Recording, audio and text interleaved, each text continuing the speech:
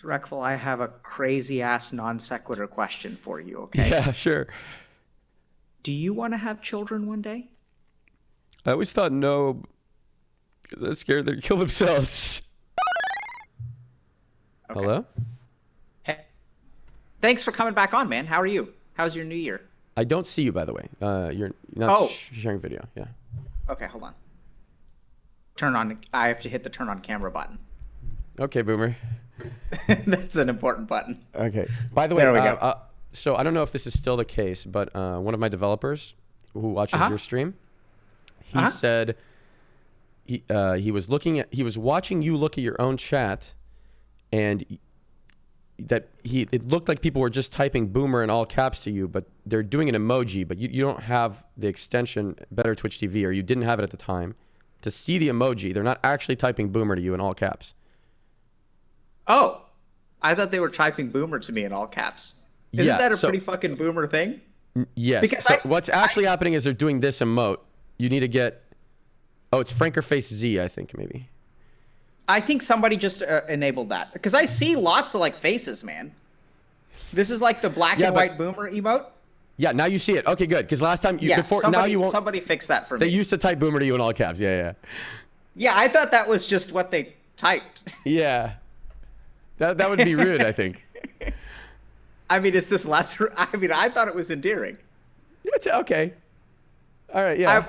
I sort of feel like I'm Twitch's pet Boomer. Yeah, Twitch loves watching you try to use technology. That's very funny to you. Yeah, I mean, I feel like a three-legged dog that people are cheering on. That's funny. I like that. So, I mean, I feel loved. You are loved. We're missing a personality like you in the space, because if it's just a bunch of streamers talking, interacting with each other, they're giving you hearts in the chat.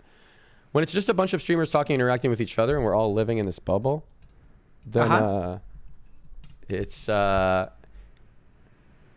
don't know the best way to word this, but we definitely get more caught up in all the negatives that result from being exposed to large groups of people, and forget to step back and think about it critically.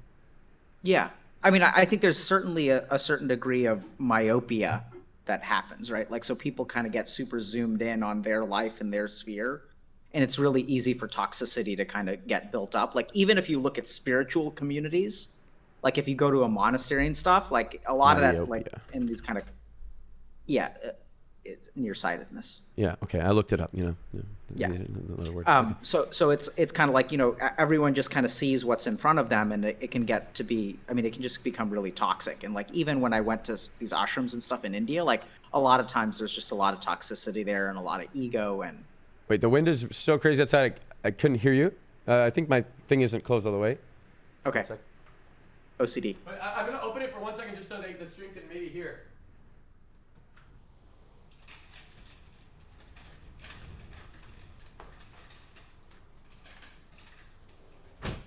Okay. Yeah, it was open a little bit. I don't know if you heard that. Okay, we're good now. Yeah. So how was your New Year? Okay. So this whole going into the holidays, I was worried because most years when I'm going into the holidays, it's a lonely experience, and it's a lonely experience because. It's a lonely experience because, we never celebrated any holidays in my family, and I have very little family, so I just have my parents and my brother, right? So I see like a lot of pictures of other people having fun with their family, and it always makes me feel left out. So most years I'll go visit and we'll hang out and do something like, I don't know, we usually just go to dinner or something, but so I don't feel that as much. But I was sick also, and then I've been really sick, and then I needed to stay here, I think. I tried to get them to come here. They didn't want to, but then I just try to avoid looking at social media and seeing all happy pictures and stuff like that. And it wasn't too bad. Yeah. So it sounds like you were sick and it wasn't too bad. Is how the holidays work? Yeah, it wasn't too bad. Okay. But even if you do go home, it sounds like even if you're with your family, you feel What exactly? Hmm. We're diving right in, by the way. Yeah, Unless you I want to talk see about that. something. What do I feel? It feels like something's missing. Yeah. Um,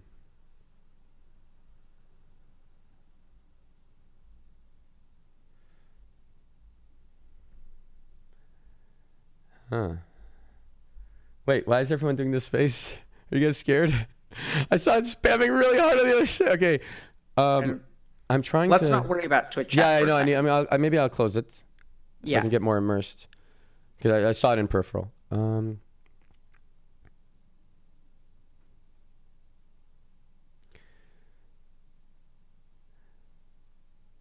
This sense of community that people usually get or in family from the holidays, I guess I've been envious of it. Yeah. And even if we get together, it just feels like our family's really small, and that it's not as a happy experience as the bigger families who have more than just their immediate family. Yeah. Well, so, and how do you feel when you look at pictures of other people over the holidays? What's the main thing that I have like a FOMO feels feeling. Like a Yeah. So what? So let's talk about that for a second, right? So yeah. FOMO is like, sure, it's fear of missing out, but what is it about those pictures that you're missing? Because FOMO can mean different things to different people. For some people, Right, it's yeah. like they're in a particular place. For some people, it's like sun, which is what my FOMO is like because I'm in Boston, Okay. right? For some people, it's like there's, I just want to see a lot of smiling faces around me, I guess. yeah. Yeah. And But you keep people on, I'm close to, with people I'm close to. yeah. So you keep on talking. You use the adjective that you're using has to do with size. I don't know if you're noticing that. Why is that? I You've don't. It said- doesn't seem like size is that important for Yep. family. Yeah.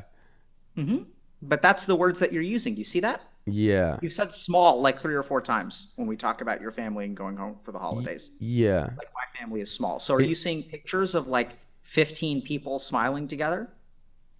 I am, but I guess that's not it. It's probably just that my brother's missing from Yeah. the picture. Yep. Yeah. Well done. Right. Yeah. So like if we think about when you go home, go ahead. I was trying to figure out if I can put you on the right side of my monitor. Is there a way to switch this?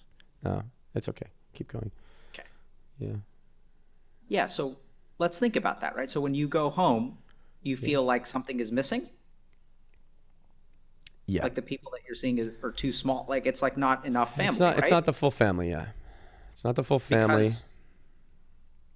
Because Reckful, is it the full family? It's not the full family. Yeah.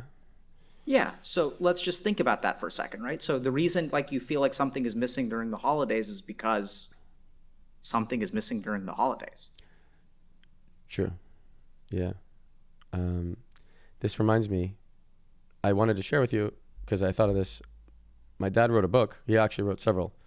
But in the book, he had a fictional character who was based on himself, had a different profession, but the same backstory with my brother who, his kid who committed suicide. And then he wrote the actual experience of what it felt like for him when my brother committed suicide. And I wanted to read it to you. Thought Sure. maybe. Yeah. And Please. when I was 16, I actually edited the book for my dad. So I read it all the way through back then because he didn't get an editor. I wasn't very good at editing. I can actually do it much better now. While I'm reading it, I would want to change some words around. Anyway, but yeah. Just read it. Sure. So let me pull it. Okay. Okay. So it goes.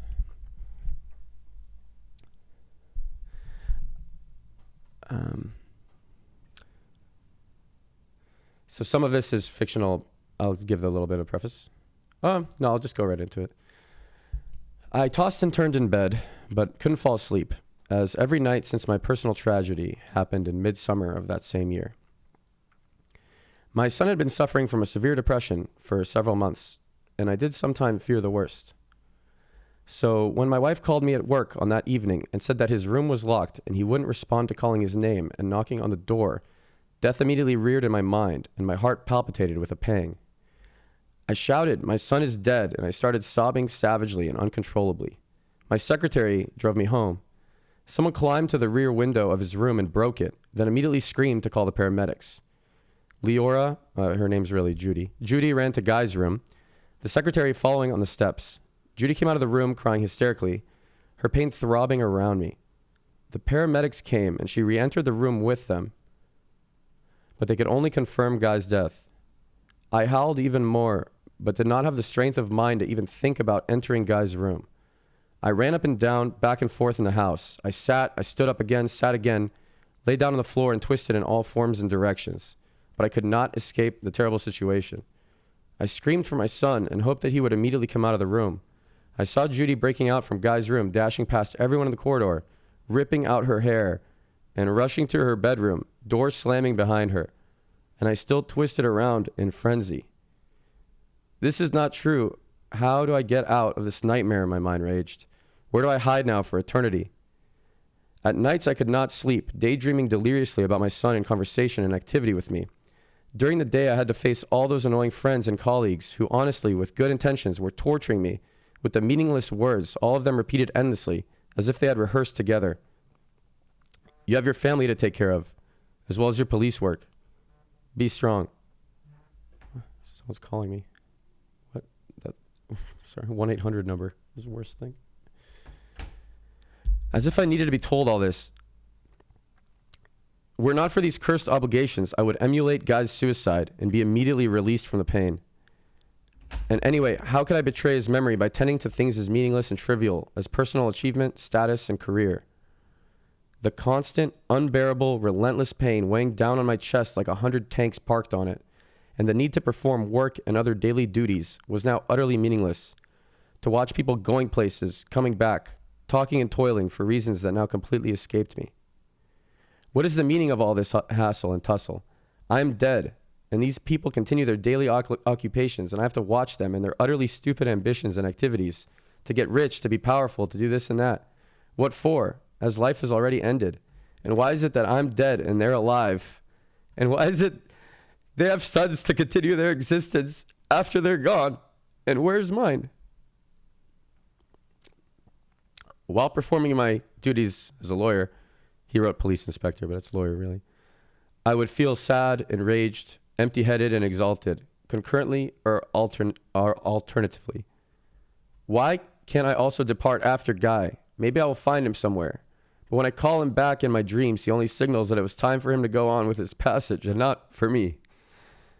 I have family, duties, and a city's population to protect here. The same population who couldn't honestly give a fuck about Guy's death. Can anyone understand the city's treatment of me? As the weeks and months passed, black horror settled in my mind.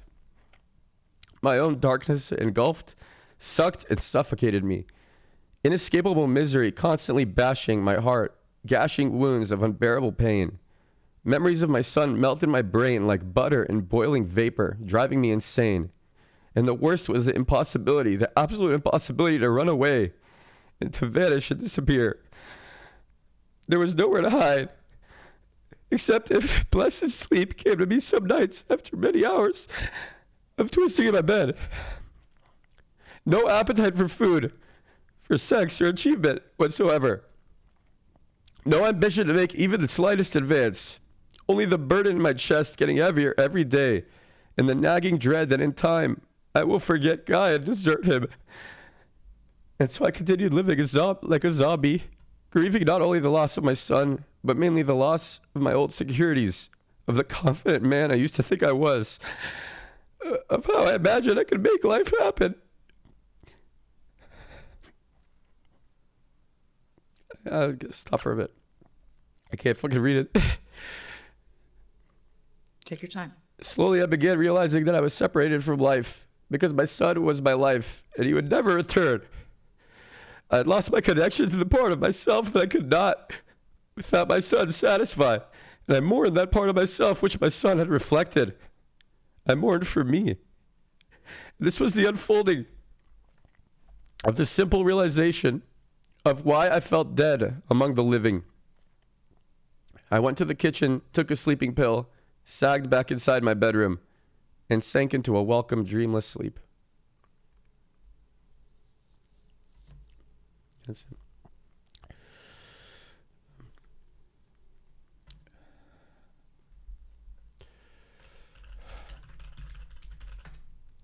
Thanks for sharing that, man. Yeah.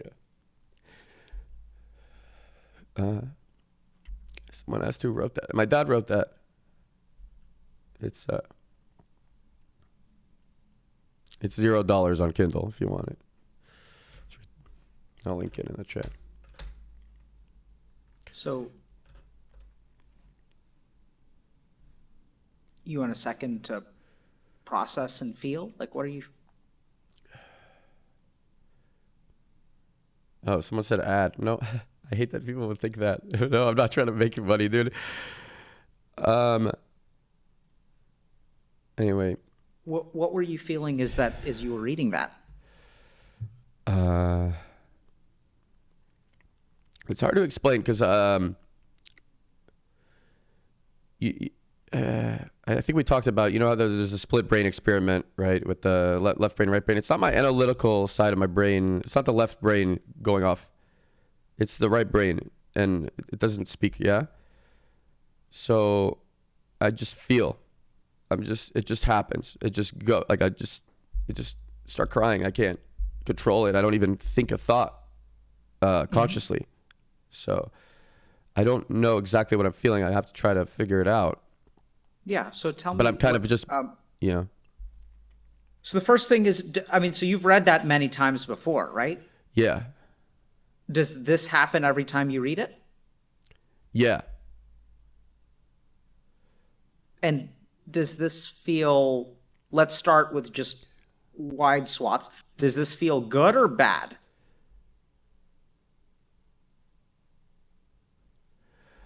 Well, when I was really depressed, it would feel good because I felt better feeling something and just crying than being completely blank. Right now it feels bad because I've been happy. You've been unhappy. I've been happy, actually. I've been happy. Okay. These last few weeks I've been happy. Except for around the holidays a little bit. Yeah. Yeah. And so so what I get from you is a profound sense of sadness and loss. Yeah. And I think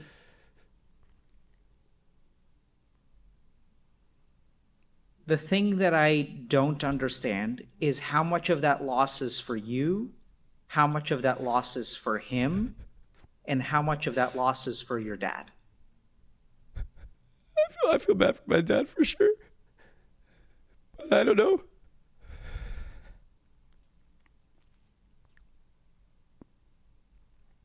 I don't know.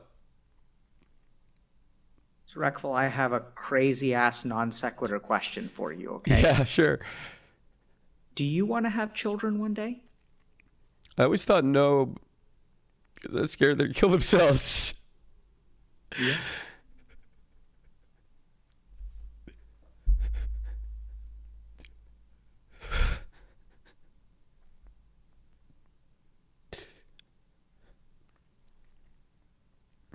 So this is important. You're doing good, by the way. Thanks. I was ready to jump into the water, but boy, did you take the high dive. Yeah, I thought I wanted to do it. So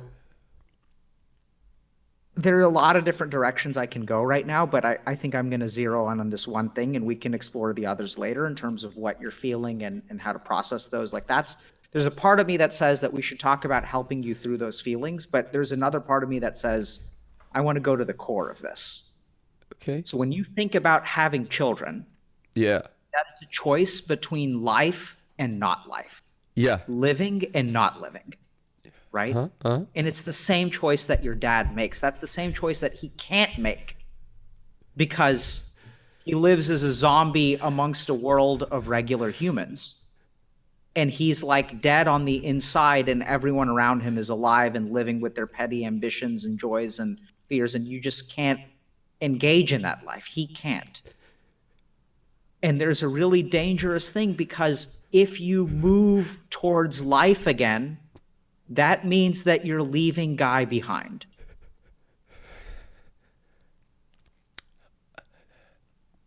Why do you say leaving behind? I think that's how your dad feels. And if you go back and kind of read through I saw it, that that's how he feels. Yeah. Yeah. That part I don't fully comprehend that part. Yeah. Yeah. So I think to a certain, the only way that I think that overlaps with you is in sort of the desire to have children, or the lack thereof, because you're saying that, like, this is a part of life that I do not want to engage in.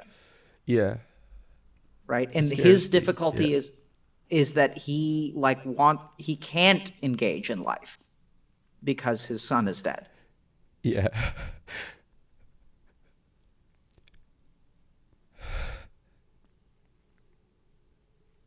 What are you feeling? I had a thought that I thought I'm still here.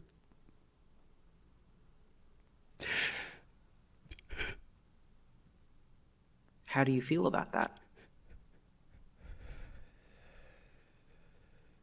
I don't know.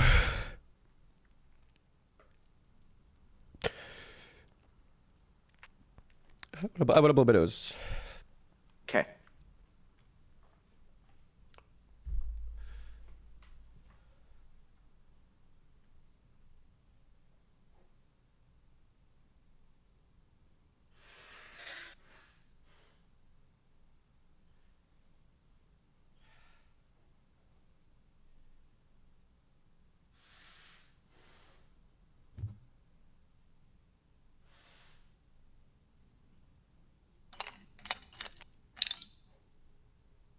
Gotta stay hydrated, chat.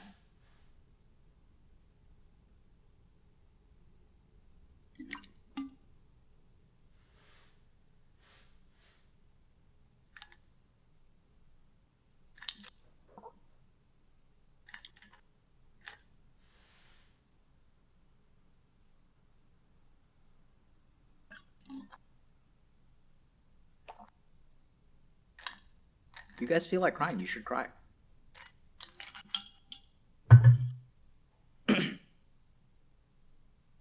Just let it out, man.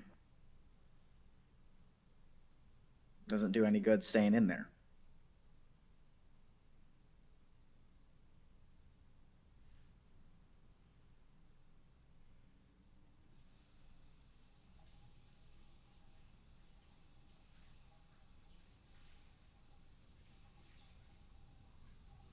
We'll talk about why I smile. We'll ask Reckful.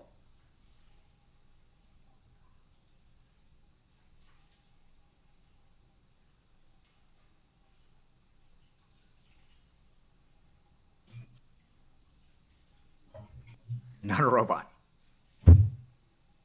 Certainly not that. If only that were the case.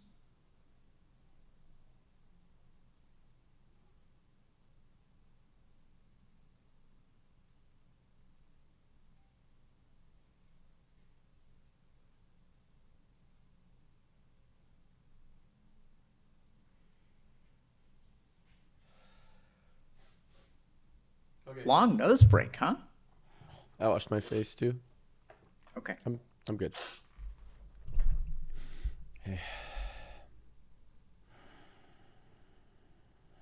Can you hear me, or you need headphones? I can hear you without. Yeah, I have it set up where I have it always on the speakers and also. Oh, got it. But yeah, I forgot I didn't have them on. I didn't know if I was talking to no one. Yeah, I get it. So,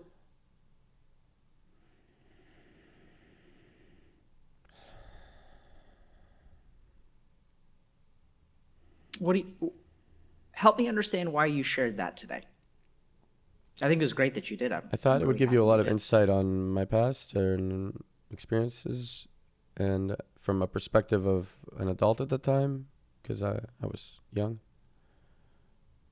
And then, Yep. like maybe what my childhood might have been like after that. Mm-hmm. I think it says a lot, and at the same time, but that's not a perspective on your childhood, right? That's a perspective on your dad. Yeah. And we can sort of infer what things were like. Yeah, that's what I'm saying. Yeah. Um, but I'm a little bit surprised, to be honest, that he asked you to edit that at the age of 16.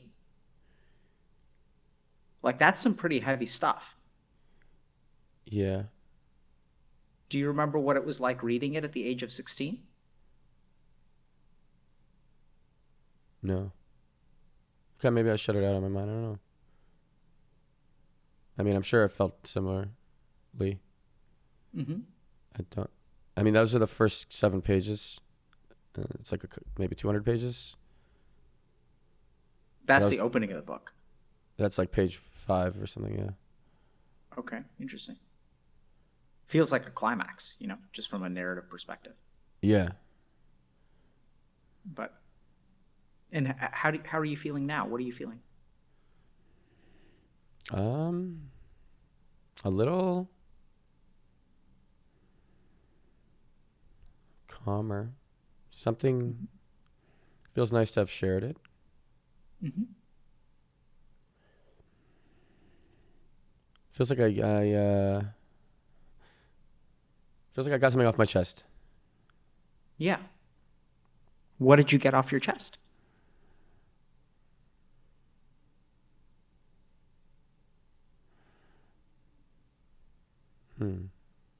I wonder. You already know. I don't know. I'm trying to figure it out. Something. Yeah. Something. So let's think about that. So the first thing is, you've read this before, right? But when you read it before, let's try to start actually by maybe trying to understand like what is instead of sort of defining specifically what you got off your chest or how you're feeling better or what is feeling better. Let's try to understand how you're feeling better, like what's going on inside you, not from a specific sense, but like what are the mechanics of this situation. Uh-huh. So you've read this before, and it evokes feelings of negativity usually, right? And sometimes when you're feeling depressed, it can feel good because you say you feel something, but I suspect that when you're depressed and you read that, part of what feels good is resonance. It's kind of like when you have a breakup and you listen to like breakup songs, they hurt, but they also feel good because it's like resonant with the way that you feel. Okay. Does that make sense? So it's possible that it, just feeling anything, I mean, very possible. The feeling of, you're relating to something. Yeah. So that like you're not, because if you think about depression, you're kind of alone. And to know that like someone else out there shares your sense of like abject hopelessness about the rest of life can sort of feel good. And the fact that it was your dad can even feel good too, right? Sure, because it's like, at least your dad understands or you understand. Yeah. It makes sense. Also, I listened to a lot of musicians who shared similar thoughts when I was in high school. Yeah. So we look, as human beings, we look for resonance. But that's not what's happening here. Right? So sometimes you read it and then you feel these negative emotions, but there's no metabolism. I get the sense that you're metabolizing something. So I have a What do you mean by that? Yeah, so that you have this thing inside you, right? Like this thing that is a zombie. I think that's a great way to describe it. So for your dad, losing a son zombifies him entirely. But in your case, you were just a child and we sort of saw that there was a piece of you that was zombified. And that like, this is like, sure, maybe you have bipolar or whatever. I really have no idea because I haven't like clinically assessed you for that, nor am I interested in doing that. That's not what the stream is about, but that you have something within you that like changes the way that you carry it. Like you started carrying something that day and you've carried it with you your entire life. And it's heavy and it's shitty. And there are times where you take it out of your satchel and you're like, you see it and you hold it in your hands. And those are the times that you're depressed. And so what I think... I disagree with the last part. Okay. Only when I'm holding it in my hands, you think I'm depressed? No. I don't think only when you're depressed is when you're holding it in your hands. Okay. I don't think that those are necessarily the same, but okay. I think that some of your depression relates to that, or when you get into that depressive mindset, that your mind gravitates towards those thoughts or feelings, or that those thoughts and feelings lead to your depression. I think there's some kind of connection there, but it's not exclusive, if that makes sense. Okay. And so I call this thing a samskar. So a samskar is a ball of undigested emotion that's like kind of like unprocessed. And if we think about therapy, a lot of times the goal in therapy is to process our experiences. And so not have them with us in kind of a raw form, but to like understand them and kind of like process them so they no longer like weigh on us in the same way. And I think something about this very like public sharing, and not necessarily that it has to be public. I mean, you could have read it just to me, but I think there is some strength in sort of like you sharing this and bringing this thing within you to light, because it really thrives in the darkness. It doesn't thrive in the light. And if we think about experiences, What do you mean by thrive for this thing? I mean, I think it grows and it sustains itself as long as it's hidden. Okay. And that if when you share, I share it, then it can help it go away. yeah. So I mean, if we think about, for example, funerals and the grieving process, Oh, the grieving process is semi-public and semi-private.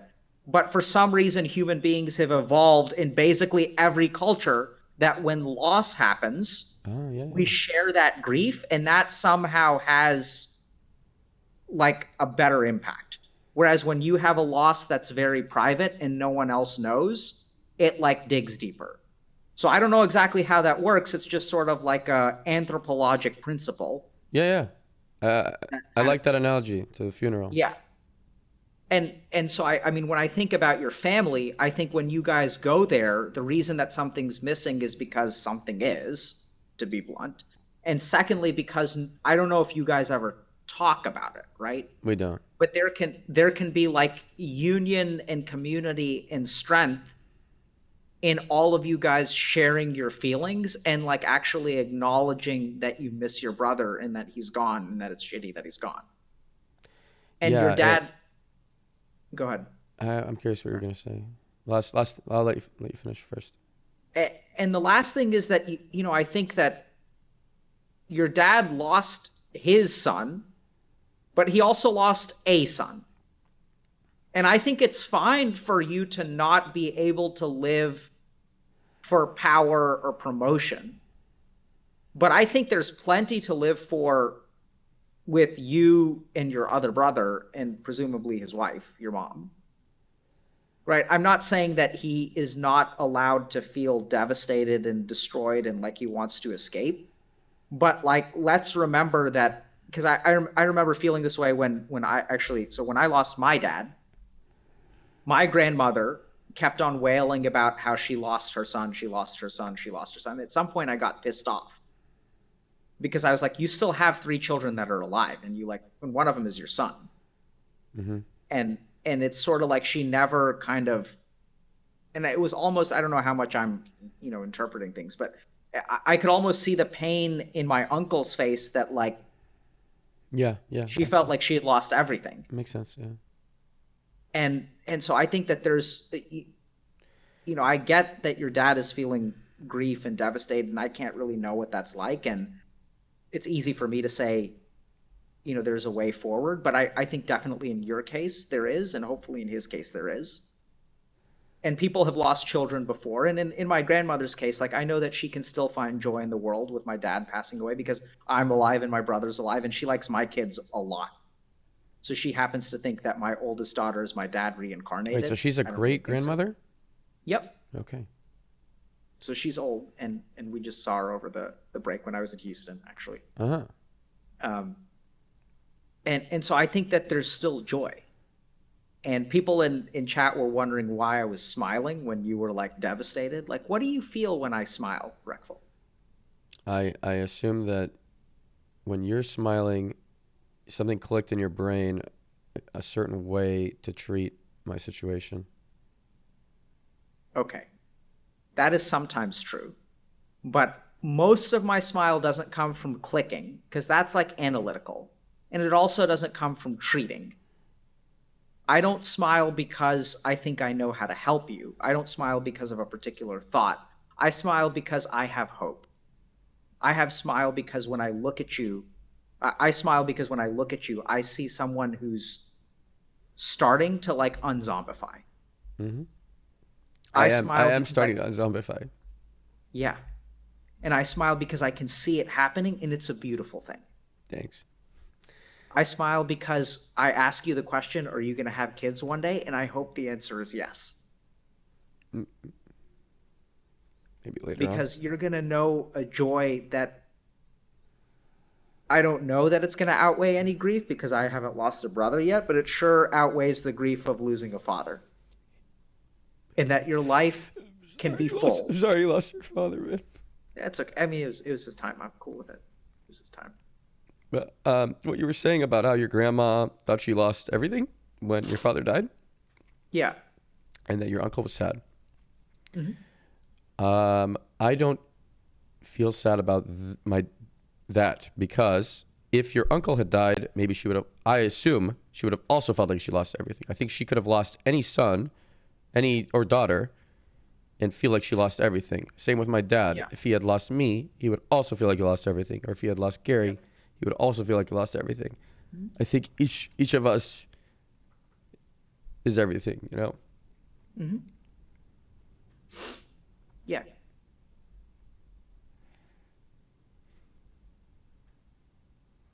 But that's why I smile. Why are you smiling? Yeah, because I'm relating to you. What are you relating to? Loss of a family member. Yeah. I'm curious, have you ever talked to your dad about that, what he says about the dream? Is that, No. you said something about like when he says he has a dream where he sees Guy and Guy tells him that it was his time? Yeah, those kind of things not more interested now that you mentioned it. But usually I dismiss it all. Try not to think about things like that. But yeah, dreams aren't. Why not? Why do you dismiss it? Not sure. I'm trying to think about it. There's a lot of things I dismiss in my life all the time and avoid or ignore, and I've recently started doing it less. I kind of want to talk about that. Good. Like I think that's a big reason why you may be feeling better. yeah, just little things are changing, so I'm able to like clean my room and like do laundry and just I don't know, put things away, and those things were always very hard for me. Mm-hmm. Like it would weigh on me to do it. And now I do it, I'm like, "Oh, I see the benefit of this. It feels better in here Yeah. now." Yeah. But why did I bring that up? I brought it up for a reason. But I Yeah, forgot. I think it's very important. Okay. So, Reckful, I think what you're starting to do is become whole. You're Yeah. starting to become a complete person.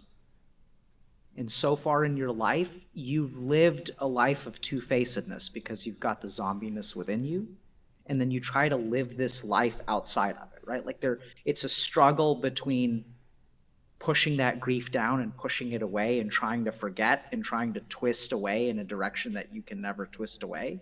Yeah. And then you try to build this life that everyone tells you you have to build. But it's not authentic. It's not complete. It's like on or off.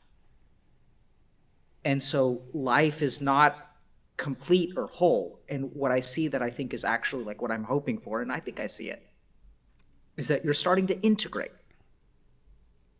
You're starting to let these feelings kind of come out and you're accepting them. You're accepting your loss in a way that, you kind of didn't have a choice. But like, I don't know that you've ever really accepted it. And I think you're in the process of accepting it. Having a choice, I think, would be even harder because if I felt like I could have saved him, that would weigh on me more.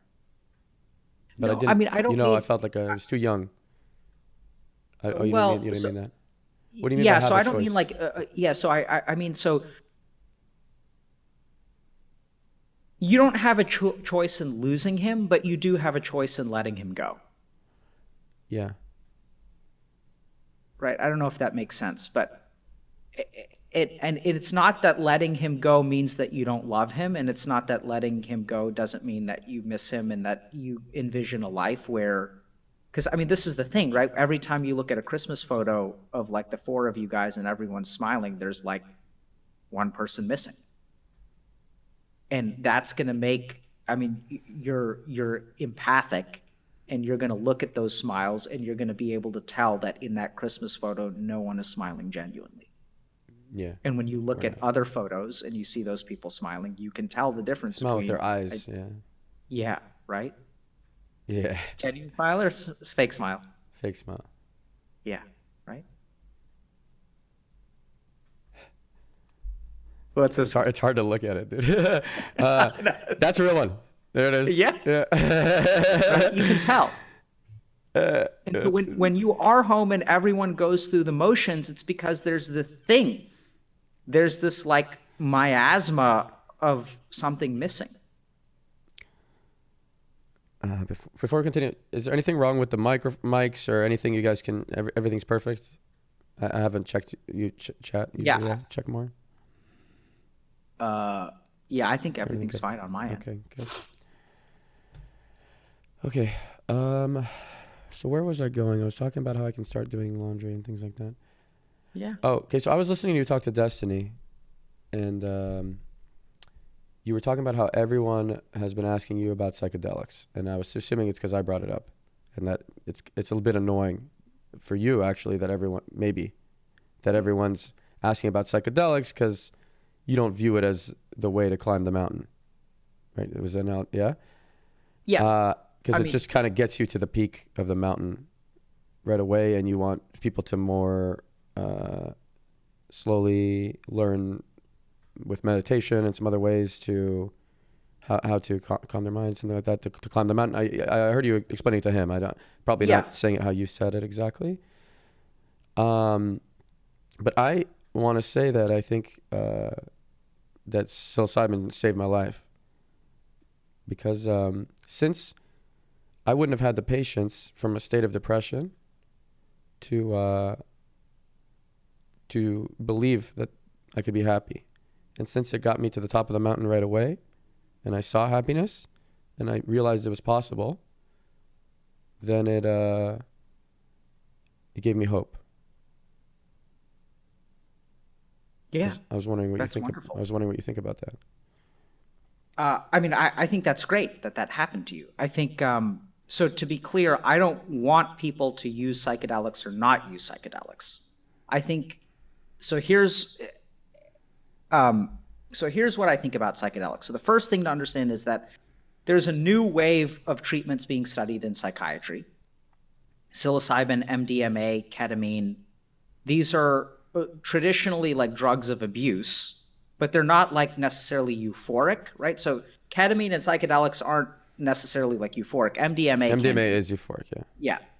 But, and so we're starting to realize, like as a scientific, psychiatric and neuroscientific community, that these have therapeutic value. So I don't dispute that at all. I've had patients of my own who have had, so one of my patients has had an opiate addiction, or just all kinds of addictions, since the age of 13, and he's like around 30 now. And he's comfortable with me sharing this general stuff on the internet. Because he wants to, let people know. And so he's been struggling with all kinds of treatments, has seen like all kinds of psychiatrists and stuff, including myself, and was still struggling. And then went to down to like Costa Rica or something and got treatment with ibogaine, and it was like transformative for him. What's and so ibogaine? I think these things, ibogaine is like it's like an herb that is like sort of hallucinogenic. It's like ayahuasca? Sort of, but the other thing that ibogaine does is reduce the severity of opiate withdrawal symptoms, which can make people feel like they're dying. Oh. So opiate withdrawal is a really, really like painful process, but it also has psychedelic qualities. I'm not advocating for its use. It's not FDA approved. There really aren't many studies around it or anything like that. But it's not that I want people to do something or I don't want people to do something. I think there's clear evidence that there's value. And I think that there are shortcomings. So for example, I went and I hung out on my Discord the other day, which is actually really cool. So I didn't realize that our Discord now has like thousands of people in it. Yeah, you guys should hang out in And there. yeah, and so I was like, wow, like let me just go hang out because I used to hang out on my Discord all the time when there were like 8 people there in like 2019. But, um, and so I went on there and people were talking, and this one guy mentions, he says like, yeah, I think like psilocybin is great because this one guy lost 200 pounds after using psilocybin. I thought like that's a cool. That's a friend and of mine. He was like, oh, okay, yeah. So so yeah, I think they mentioned something about that. And so they were kind of talking about debating like the benefits of like meditation or psilocybin, and if you can get there with psilocybin and lose 200 pounds, and this guy lost 200 pounds from psilocybin. Yeah, I introduced him to it. Then, yeah. So then why bother meditating? And I think that's fine too. So like, I'm not disputing that people have had positive experiences. In fact, the data suggests that people have positive experiences with some of these substances. The question is, what is the probability that someone, if I take 100 people who are overweight and I give them psilocybin, what is the probability that they'll lose weight? You're asking me? Yeah, I mean, I think that's the question in my mind. I think because you're asking this question that it seems like you have never tried it.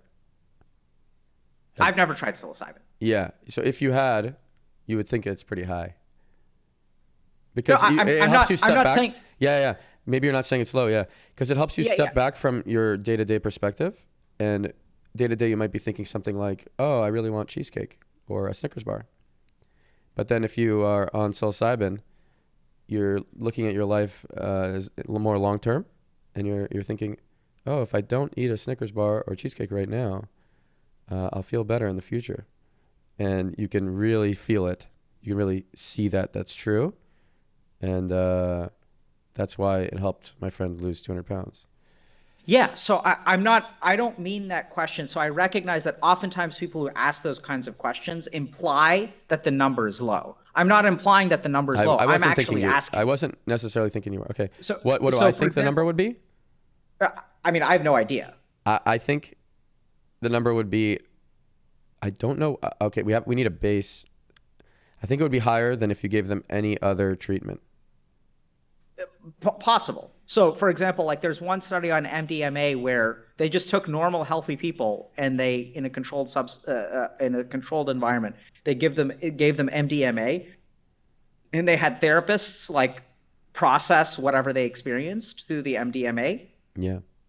And then something like it was a small sample size, so like 25 people, but like 80 or 90% of the people thought it was one of the most positive experiences ever in their life. Yeah. And I think none of these had any history of MDMA use. So they kind of like, they ranked it up there with like the birth of their children and things like that in terms of like how significant it was. Yeah, it could be mind opening, I think. 'Cause it helps you remember how much you love other people, things like that. But MDMA, you can't really take that all the time. So yeah, it'd be like a once in a while transformative experience. But if you take it all the time, I think it destroys your serotonin receptors. Whereas with mushrooms, there haven't been enough studies, but you can take it way more often, and it doesn't have adverse effects that have yet been documented, right? Yeah. So I mean, my general take, first of all, is that we don't know, but there does seem to be good suggestions of therapeutic and useful indications. I mean, I have lots of friends who have used hallucinogens and stuff like that and really love them and swear by the experiences they've had. I want you to try psilocybin at least once, because then I give you so much perspective. I mean, it is getting FDA approved, right? And you need to know what you're dealing with. If you're talking to a patient who's going to try it after it's completely legal for depression, then for you to really put yourself in their mindset, you would have to have tried it once. And I think if you try it, and it would make me really happy, because then I feel like I can dive deep with you and relate. So let's just unpack that. Do you think you'd be open to that? I'm open to talking about it. Okay, great. So let's first start with, do you think that, let's start with this. You're assuming that you have a very important assumption, right? Which is that if I have an experience myself, my ability to help other people is improved. Yes. So I agree with that assumption I agree with that assumption. So part of the reason that like I work and resonate with gamers as opposed to people who are addicted to heroin or alcohol is because I know what it's like to play video games for like 16 hours a day and have my life go nowhere. Yeah. Whereas I haven't had quite that experience with alcohol, and I think that those experiences are different. So I agree with that.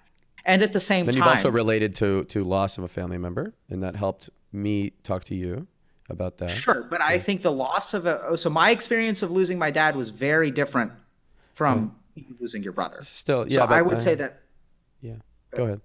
I think it was actually very, very different. So this, I think, is one of the dangers, right? Is that you assume that my loss was similar to your loss, but I don't think it was similar at all because I barely grieved for my dad at all. And it was kind of a weird. So I was very sad for a brief period of time, and it was grief, but I kind of watched my grief in a very detached way and really wasn't very. I mean, I was upset, like I felt the sadness and I felt the loss, but I also was bizarrely detached from it in the same way that you're sort of describing in psilocybin. You're like, oh, I don't want to eat a Snickers bar, and your power, like the power of that Snickers bar to alter your life and your thinking is low. And that's how I felt about my dad's grief, that I was grieving, but I saw everyone around me being affected, and I just actually felt a deep sense of peace underneath all of the grief. I felt like a really profound, and it was one of the most positive, transformative experiences for me in terms of like securing me in my meditation practice. Why did you feel a deep sense of peace? Did you feel a sense of peace because you were able to deal with it so well? I don't think I was dealing with it is of the mind. So the reason that was so powerful for me is because there is something that I found within myself, which was calm and neutral and peaceful, which sometimes when you meditate, like if people have been meditating on my stream and stuff like that, and even when we meditate, sometimes you can find some degree of like this weird, like no mind, peaceful place. And I thought that that would be shattered by grief, because generally speaking, the more emotional I became, positive or negative, the more you shatter kind of like this peaceful meditative state. Does that make sense? Maybe not. Okay. No, it does, because you talk about how the meditative state is when the mind is off and being emotional. Yeah. The mind is on. So the really fascinating thing is I saw that thing within me that felt like blissful and peaceful was there, despite the grief. So my whole understanding of like mind and this thing being separate, I had read about it and I had experienced it in a lot of different ways, but really crystallized during that part of my life. When I first saw my dad's corpse, and like I was overwhelmed that like, that's it, he's actually gone. And you can see him. And I remember like touching his face, and he was like cold, like an ice cube. And it's such a strange experience to like have someone who you don't even realize, like you touch people all the time, especially your family members, and they're always like warm and soft, right? Like it's kind of weird. Like when you shake someone's hand, their hand isn't cold. It's like there's life in there. And like when I touched him, I remember thinking like that life is gone in such a shocking, I mean, it sort of hit me there. I saw him, but it was really when I touched him that I was sort of like, it hit me that this guy is gone and that he will never be here again. And I'll never be able to talk to him. Yeah. And I had a lot of grief and stuff. Not really so much for my loss of him, but the thing that I was the most upset about is that I remember the day that I got in medical school, he just started crying because I had been struggling to get into medical school for a while. That's and he was really kind cute. of worried about me and stuff like that. Yeah. And I hadn't seen him cry like that. I mean, he just like broke down, and he said that you're going to be amazing. He's like, nothing is going to stop you. You are amazing. You're really, really good at what you do. You help me a lot. I've talked to a lot of psychiatrists. You're my favorite one. And so he saw that, right? He saw that, like, you know, when I had a 2.6 GPA and was struggling to get into medical school. I never thought I'd be faculty at Harvard Medical School. Yeah. And he said, like, nothing is going to be able to stop you, and that you should do good and you should help people. That's really cute. Yeah. And so what I was sad about is actually that he didn't get to see that. So 8 months after I got into medical school, he passed away. And so the thing that makes me sad, like I remember like the day that I can relate to that a lot, actually, because I'm worried. I want my dad to see me happy. I want my dad to see me happy before he dies. Good. I hope he's seeing me happy now. Yeah. Yeah. So I come back to my earlier question, Reckful, is do you want to have kids? Well, I think now, if I could stay happy, then, Yeah. and let's say like 5 years go by and I'm still stable, then yeah, I would want to. Yeah. Yeah. So I'm not, pressuring you to have children, but I think it captures a lot of. I think if you decide that that's the right thing for you and you have children one day, I think a lot of the things that we're talking about in terms of your dad being able to see you truly happy, it's going to bring up a lot of sense of sorrow and loss, but there's going to be like the other side of the coin. Yeah. And the goal here is to live like an integrated life where you have sorrow and pain and suffering, and you also have not just endurance, because most people just tank their way through it, right? But that you have joy and accomplishment, and that all of these things, like life is about all of those things. And the more that you bring all of those things together, the more complete your life will be. And the goal of life is not the avoidance of pain and suffering, right? Because that's what we gravitate towards. We want an easy job. We want more money. We want more comfort. We want people to love us. We want to be like respected and loved and all this kind of stuff. Yeah. But you want the whole spectrum, the shitty and the good. Yeah, I feel that because, like I was saying before, well, yeah, the days that it's hard for me to put it to words, but the days where I'm crying about something make life feel meaningful for sure. What I really want from life, I want to feel connection with people. Working on Everland, it's been making me feel like I'm with people together to accomplish a goal. That feels amazing, and you don't get that as much from streaming, because streaming is more of a solo job for most people, and it's isolating. Whereas like game development's all wholesome and happy. I love it. So that's why I've tried to transition a little bit. Still like streaming once in a while though, because sharing emotion feels great. Yeah. And so like this is the thing that really blows my mind is like we've always thought that, I mean, this isn't therapy, but that generally speaking, the sharing of emotions and like airing, our deepest, darkest feelings and thoughts and stuff should be done in private. Like, what the fuck, man? That's really, yeah, it's the worst to just keep it private. Yeah, right. So I think in my mind, like this stuff grows, and this is kind of what I was saying, and you had expressed some confusion because I don't think I was being clear, but that like these things, like our negative feelings, when they exist within us and we don't show them to the world, they actually compound. And there's a really interesting example of this, that two sides. One is that if you think about trauma, so when I work with people who have a history of trauma and they like, if they've been like abused as children and the abuse is ongoing, it's private and it kind of like lives inside them and no one ever sees it, and it just eats them alive. And the longer time that goes on and the more they keep it within them, like the worse and worse it gets. Even if the trauma stops at some point, as long as that thing is within them, it just grows. It's like a cancer. Yeah. The other really interesting thing is if you look at the spiritual practice of mantra or mantra, I think that actually operates under the same principle. So a mantra is something that is chanted in secret. So you're given a mantra by a guru, and then you chant it. You don't tell anyone what it is. And my experience of mantra has been like the more private that I keep it, like the more it sort of grows within me, and it's kind of like I don't let it out. The only difference is that it's positive instead of negative, which is kind of like really interesting. But I think that there's just this general principle about human beings and psychology that like what is within us, like if we don't let it out, it kind of compounds. Yeah. And I think that there's a big difference between, even though the emotions that you feel when you read that thing, because I think you knew what you were getting into, but something within you gravitated, like you just pulled that out, right? Like you're like, I'm sure you've thought about it, but like no one else, at least, I had no inkling. I don't know if you told me, No, I didn't tell you.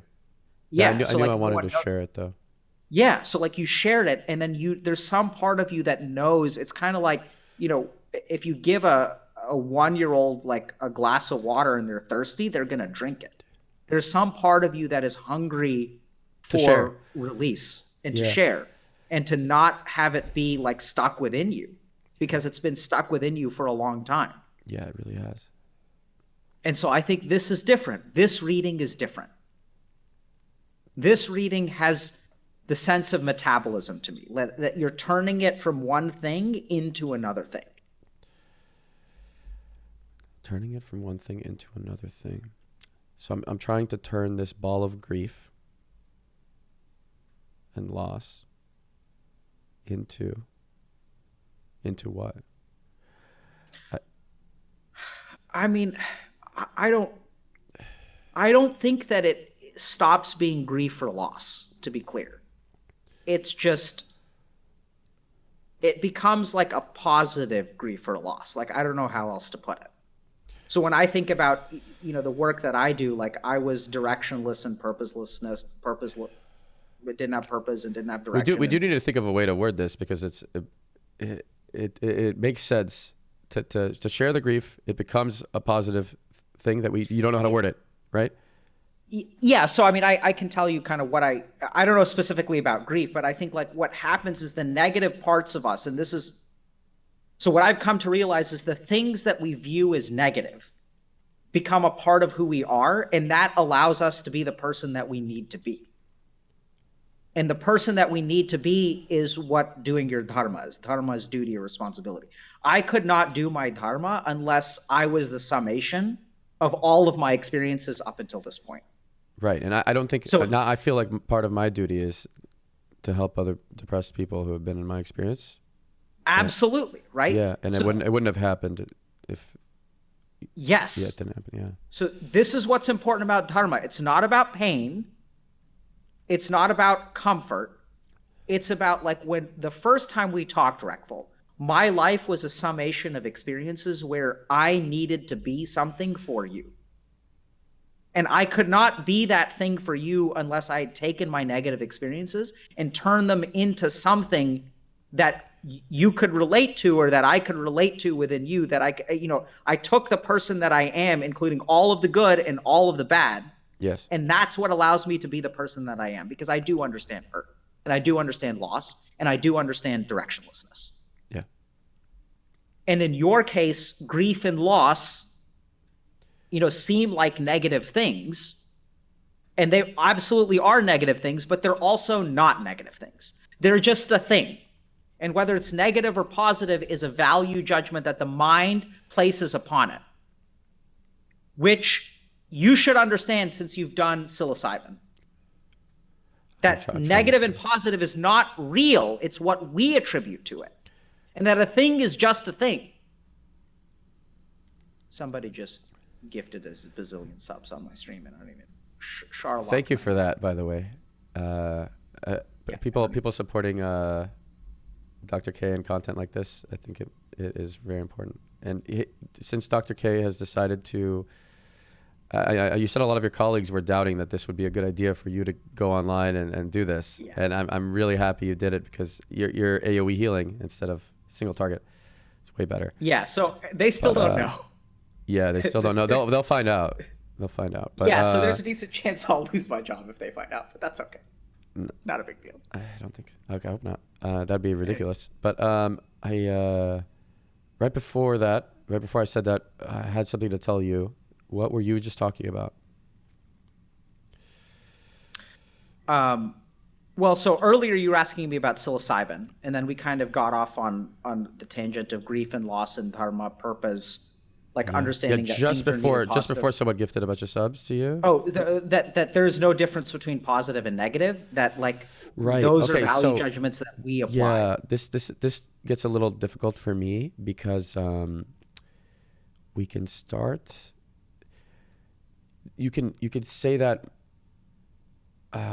about more and more things in life, that there's no such thing as this, right? There's no such thing as the United States. We made it up, right? The borders we made up in our head, right? And we just wrote it down that it exists. Or there's no such thing as money. It's just numbers that we write down that exist because we wrote them down. And companies, no such thing, right? I mean, sort of, right? Yeah, we could say there's no such thing. You could keep saying there's no such thing about a lot of things, but these things are intersubjective things do they exist for us, but objectively they don't exist, right? No, so what I'm talking about, so I'm not talking about I know. It's a little different. You're saying there's no such thing as a positive or negative experience. It's what we attribute to it. So. And somebody else, people are just gifting just gigantic amounts of subs. So thanks, low DPM. Thank you. But like people are gifting like 50 or 100 subs. That is insane. Anyway. So thank you guys.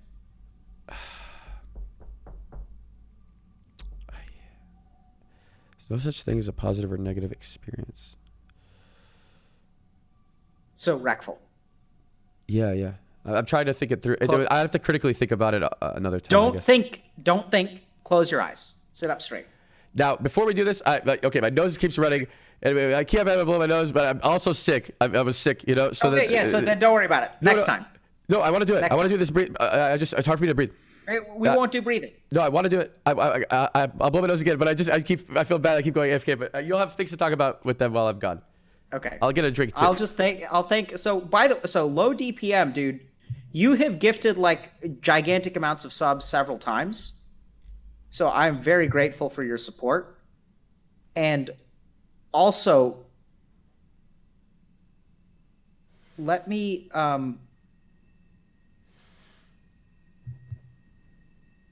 I don't know how to delicately ask this, but do you need help? Because like something tells me that if something is resonating with you and this deeply and you need help, just let me know. Right? So I'm not trying to say that I don't appreciate your support, but like there's a part of me that just wonders a little bit about, you know, what, like, is it just that you're just a super positive, supportive person who wants to see the world become a better place? Like, I can completely understand that 90% of the chance is that that's what's going on. But there's a small part of me that sometimes says that the people who go out of their ways to help others are the ones who have felt hurt really bad, right? So if I think about like people who do like trauma support and things like that, they're people who've experienced trauma before. And so there's a part of me that actually like feels some strange sense of compassion. Like I'm very grateful for all the support you're providing and stuff like that. But at the same time, like I just wonder, you know, because a lot of times pain and suffering can turn into something really positive. I mean, that's exactly what we're talking about. But if you do need help, you know, let me know. And it's okay to need help. And thank you. So, yeah, I'm talking to Reckful's chair.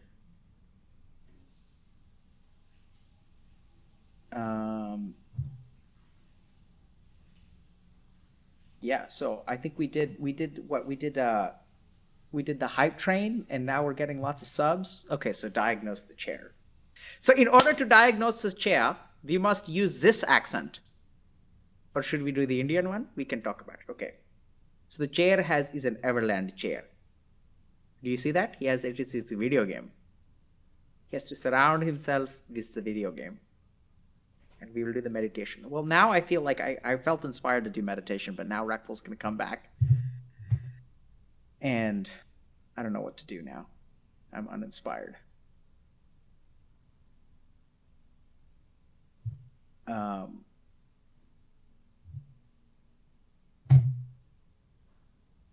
Because I feel like sometimes I get inspired to like teach meditation, but now it's like the rhythm is broken.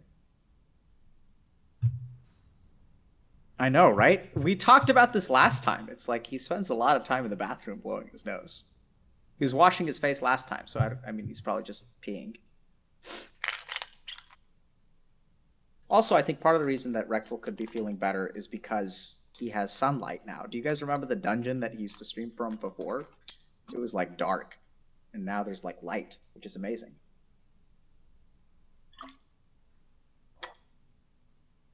If you guys feel depressed, you should get your vitamin D checked. Go talk to your primary care physician about that. very common, especially in northern climates.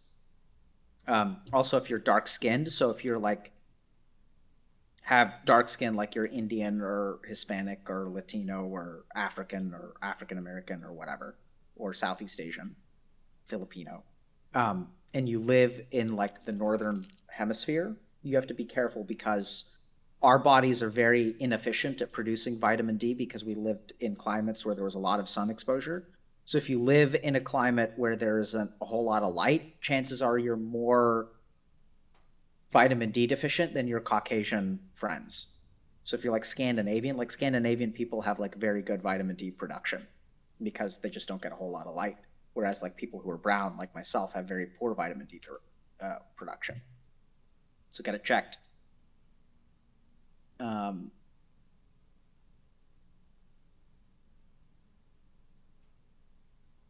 So someone is Dojo Blue. Thanks for the subs. I guess while we're waiting for Reckful, I'm just going to thank people for subs. Andy Milonakis. Thanks for the subs, bro.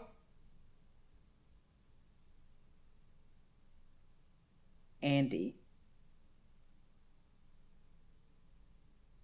Wait, I'm confused. Who's Andy Milonakis? Are they just saying that because your name is Andy? Or are you like the Andy from like Harvard Andy and CEO Andy? Is that the Andy that all Andys are?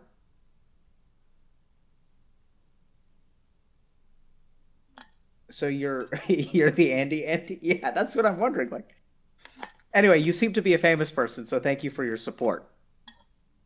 And I mean, I don't know. Like, you guys tell me that someone is a someone Andy, so I just assume, and then people are going nuts. So welcome to the stream, my dude. And you're the Andy. I mean, what are you guys? What are we doing? I'm back, but I just spilled orange juice on my carpet. So one sec. Okay. How does one go to blow their nose and spill orange juice on their carpet? Like, can we just? Yeah, but I said I was gonna get a drink after blowing my nose. Okay.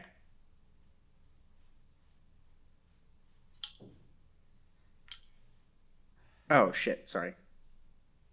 It's just because I wanted to read chat. And anyway, I was gonna like get all ready to meditate, but now I feel like my rhythm is broken. We can finish our conversation about psilocybin, then maybe we can meditate. Yeah, I think we're talking to LS soon. Okay. Sorry, but I was gonna meditate in a particular way, but I forgot what that was because I just got thrown off base. I was thinking maybe we could just finish our conversation about psilocybin, and that way. I've been doing that breathing exercise you told me. This. Yeah, good. How do you like it? I'm not sure I'm doing it exactly correctly. So can you do it one time? Yeah, sure. So show me what you're doing. Actually, let's start there.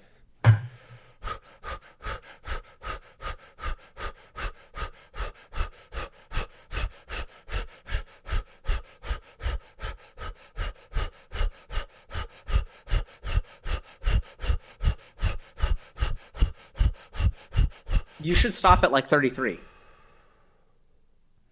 Good.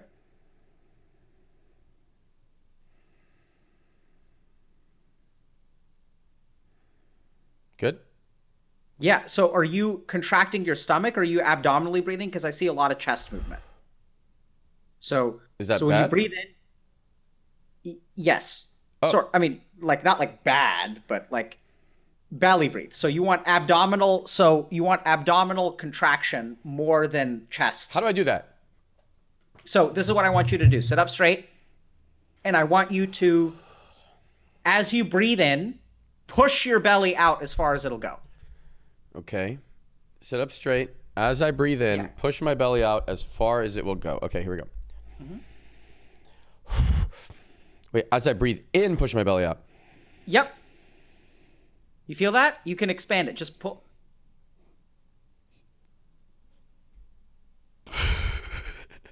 Okay. Yeah, that's fine. So Okay, try less hard, just in a more relaxed manner. So just as you breathe in, just your navel is going out, your belly button is moving out, right? So imagine that your belly button is pulling out and you're sucking the air in through a vacuum. Does that work better? I think I'm doing it. Yeah. I'm always worried I'm getting tricked into thinking I'm doing it, but I could stick my belly out or whatever, you know? Yeah, so like, you know, imagine you're letting your paunch hang out and you're just taking like a nice big breath, like you've just eaten, you know, like some good Texas barbecue. You just went to the salt lick and then you're like... If I stand up, can we know if I'm doing it better? Yeah, I could do stand up. Yeah, you have to turn to the side though. Okay, sure. Okay, so I'm going to turn to the side. Okay. Yeah. Can't see my face. Does it matter? Okay. No, we don't need to see your face. Okay, here we go. See your sweet, sweet body. Good. Okay, so here's the... Okay, and when you breathe out, close your eyes. Don't look. Close your eyes. Imagine you're pulling your belly button towards your spine as you breathe out, and you're expelling all of the air out of your chest. I'm pulling my belly button towards my spine. Okay.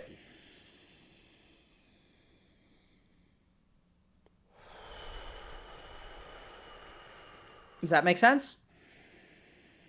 Or is the Doesn't make confusing? sense. It's not like I have a solid frame of understanding of what you're saying, but I could kind of try, you know. I don't have like a... I'm just saying. So breathe in and out and let your belly move in when you breathe in. Belly move out. Oh man. Okay. Here. Oh, someone has a good suggestion. Yeah. Lay on the floor and put a book on your stomach.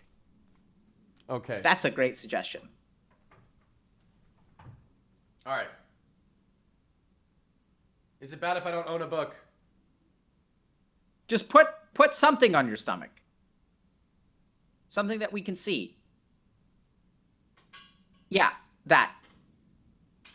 Great. Oh, the Cookie Monster's better though. He might fall over. That's okay. Just lay down. Good. All right. We can see you. Good.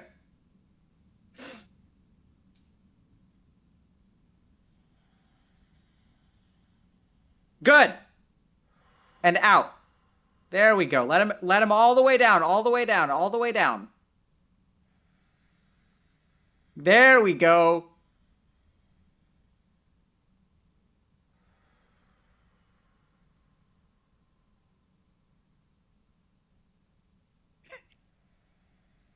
This has got to be hilarious for people who are just joining the studio. Like, what the fuck is going on?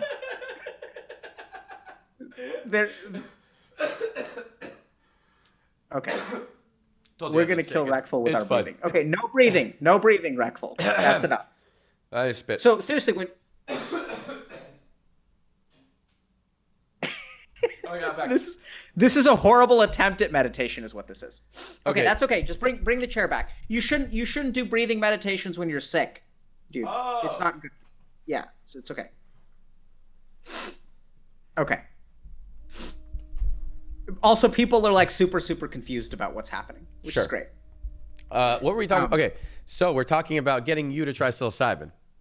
Yeah, so let's take a step back. The reason that I was asking you to do this, so are both of your nostrils equally clogged?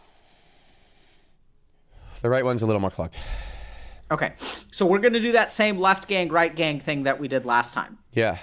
At the end, but we'll talk about psilocybin. And the point that I was gonna make with meditation is that when you meditate, you experience a sensation. The sensation is not good or bad.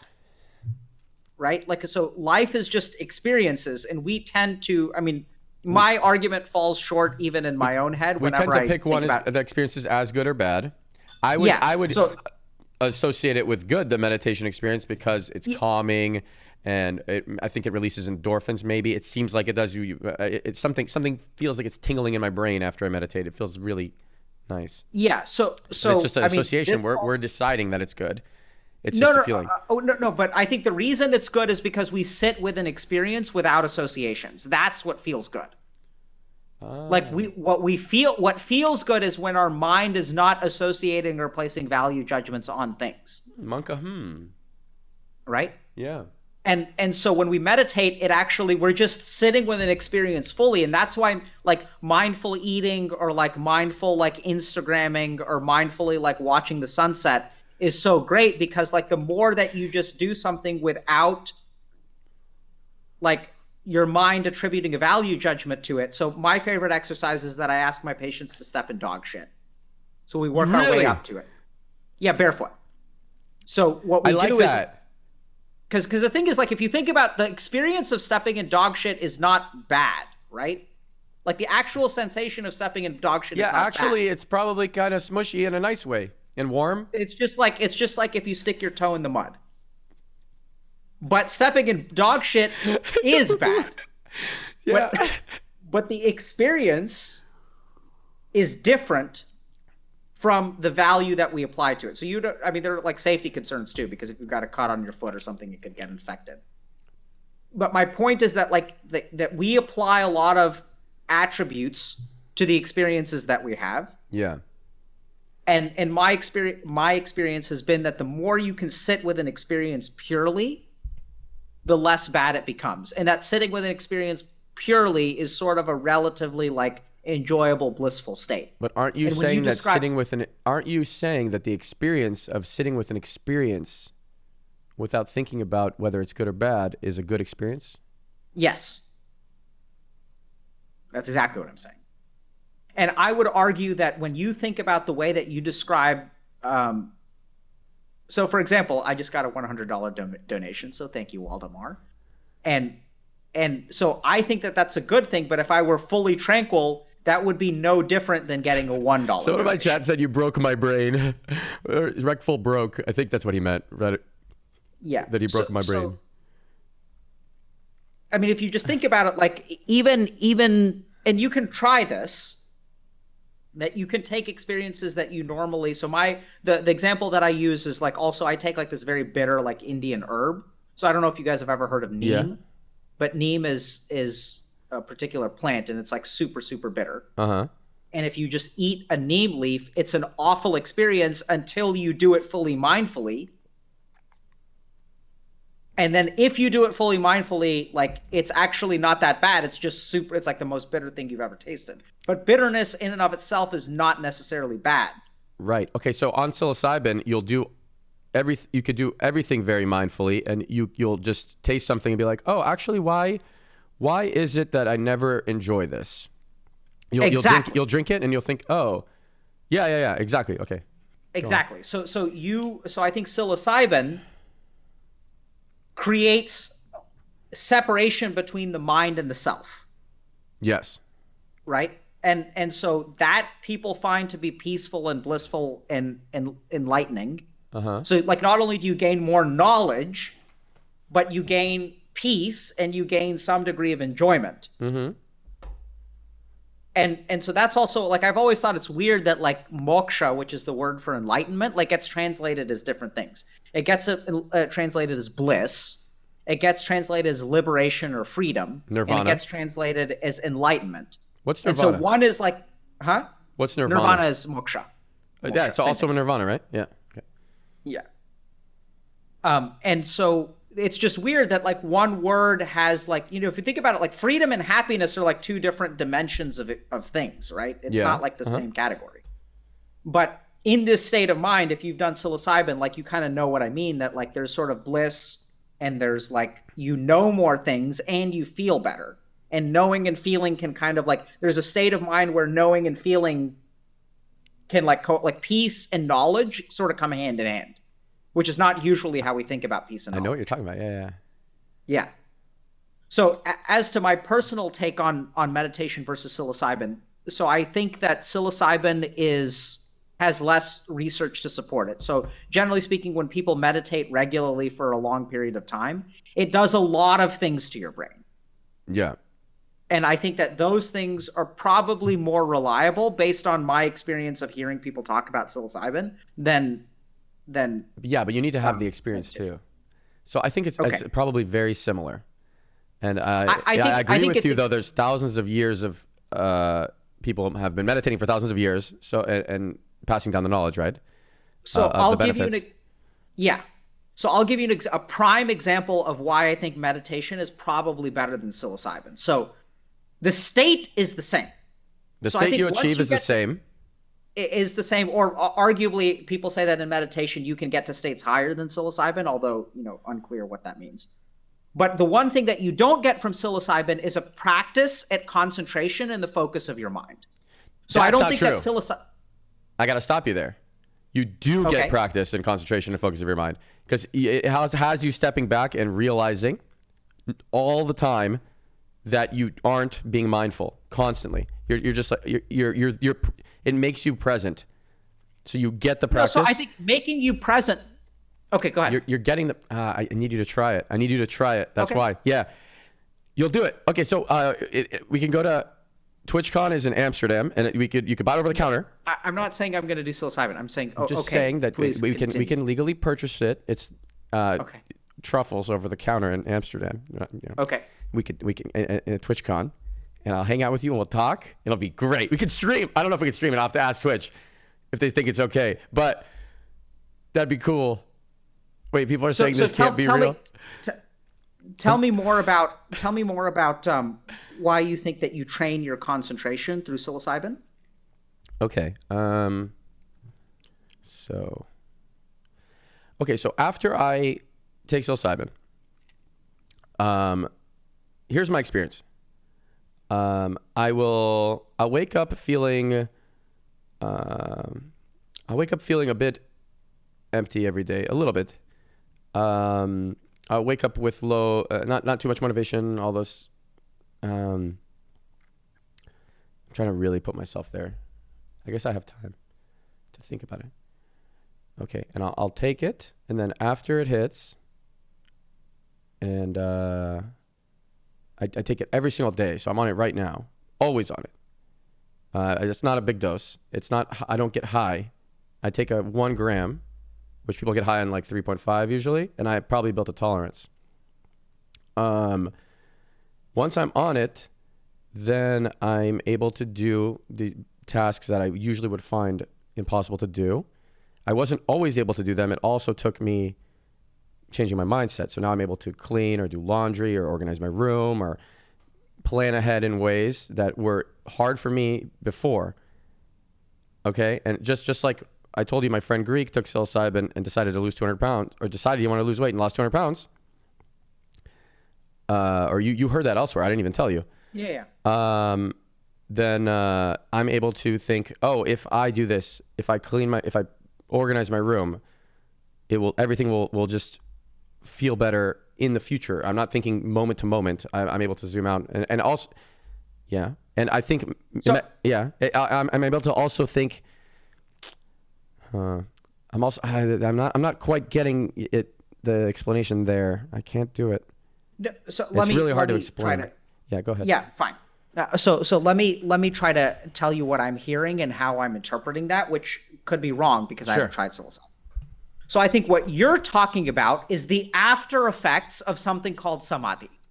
So samadhi is a state of temporary enlightenment, and when people have samadhi, they change, and their outlook changes, which means their behavior changes, and what they can accomplish changes.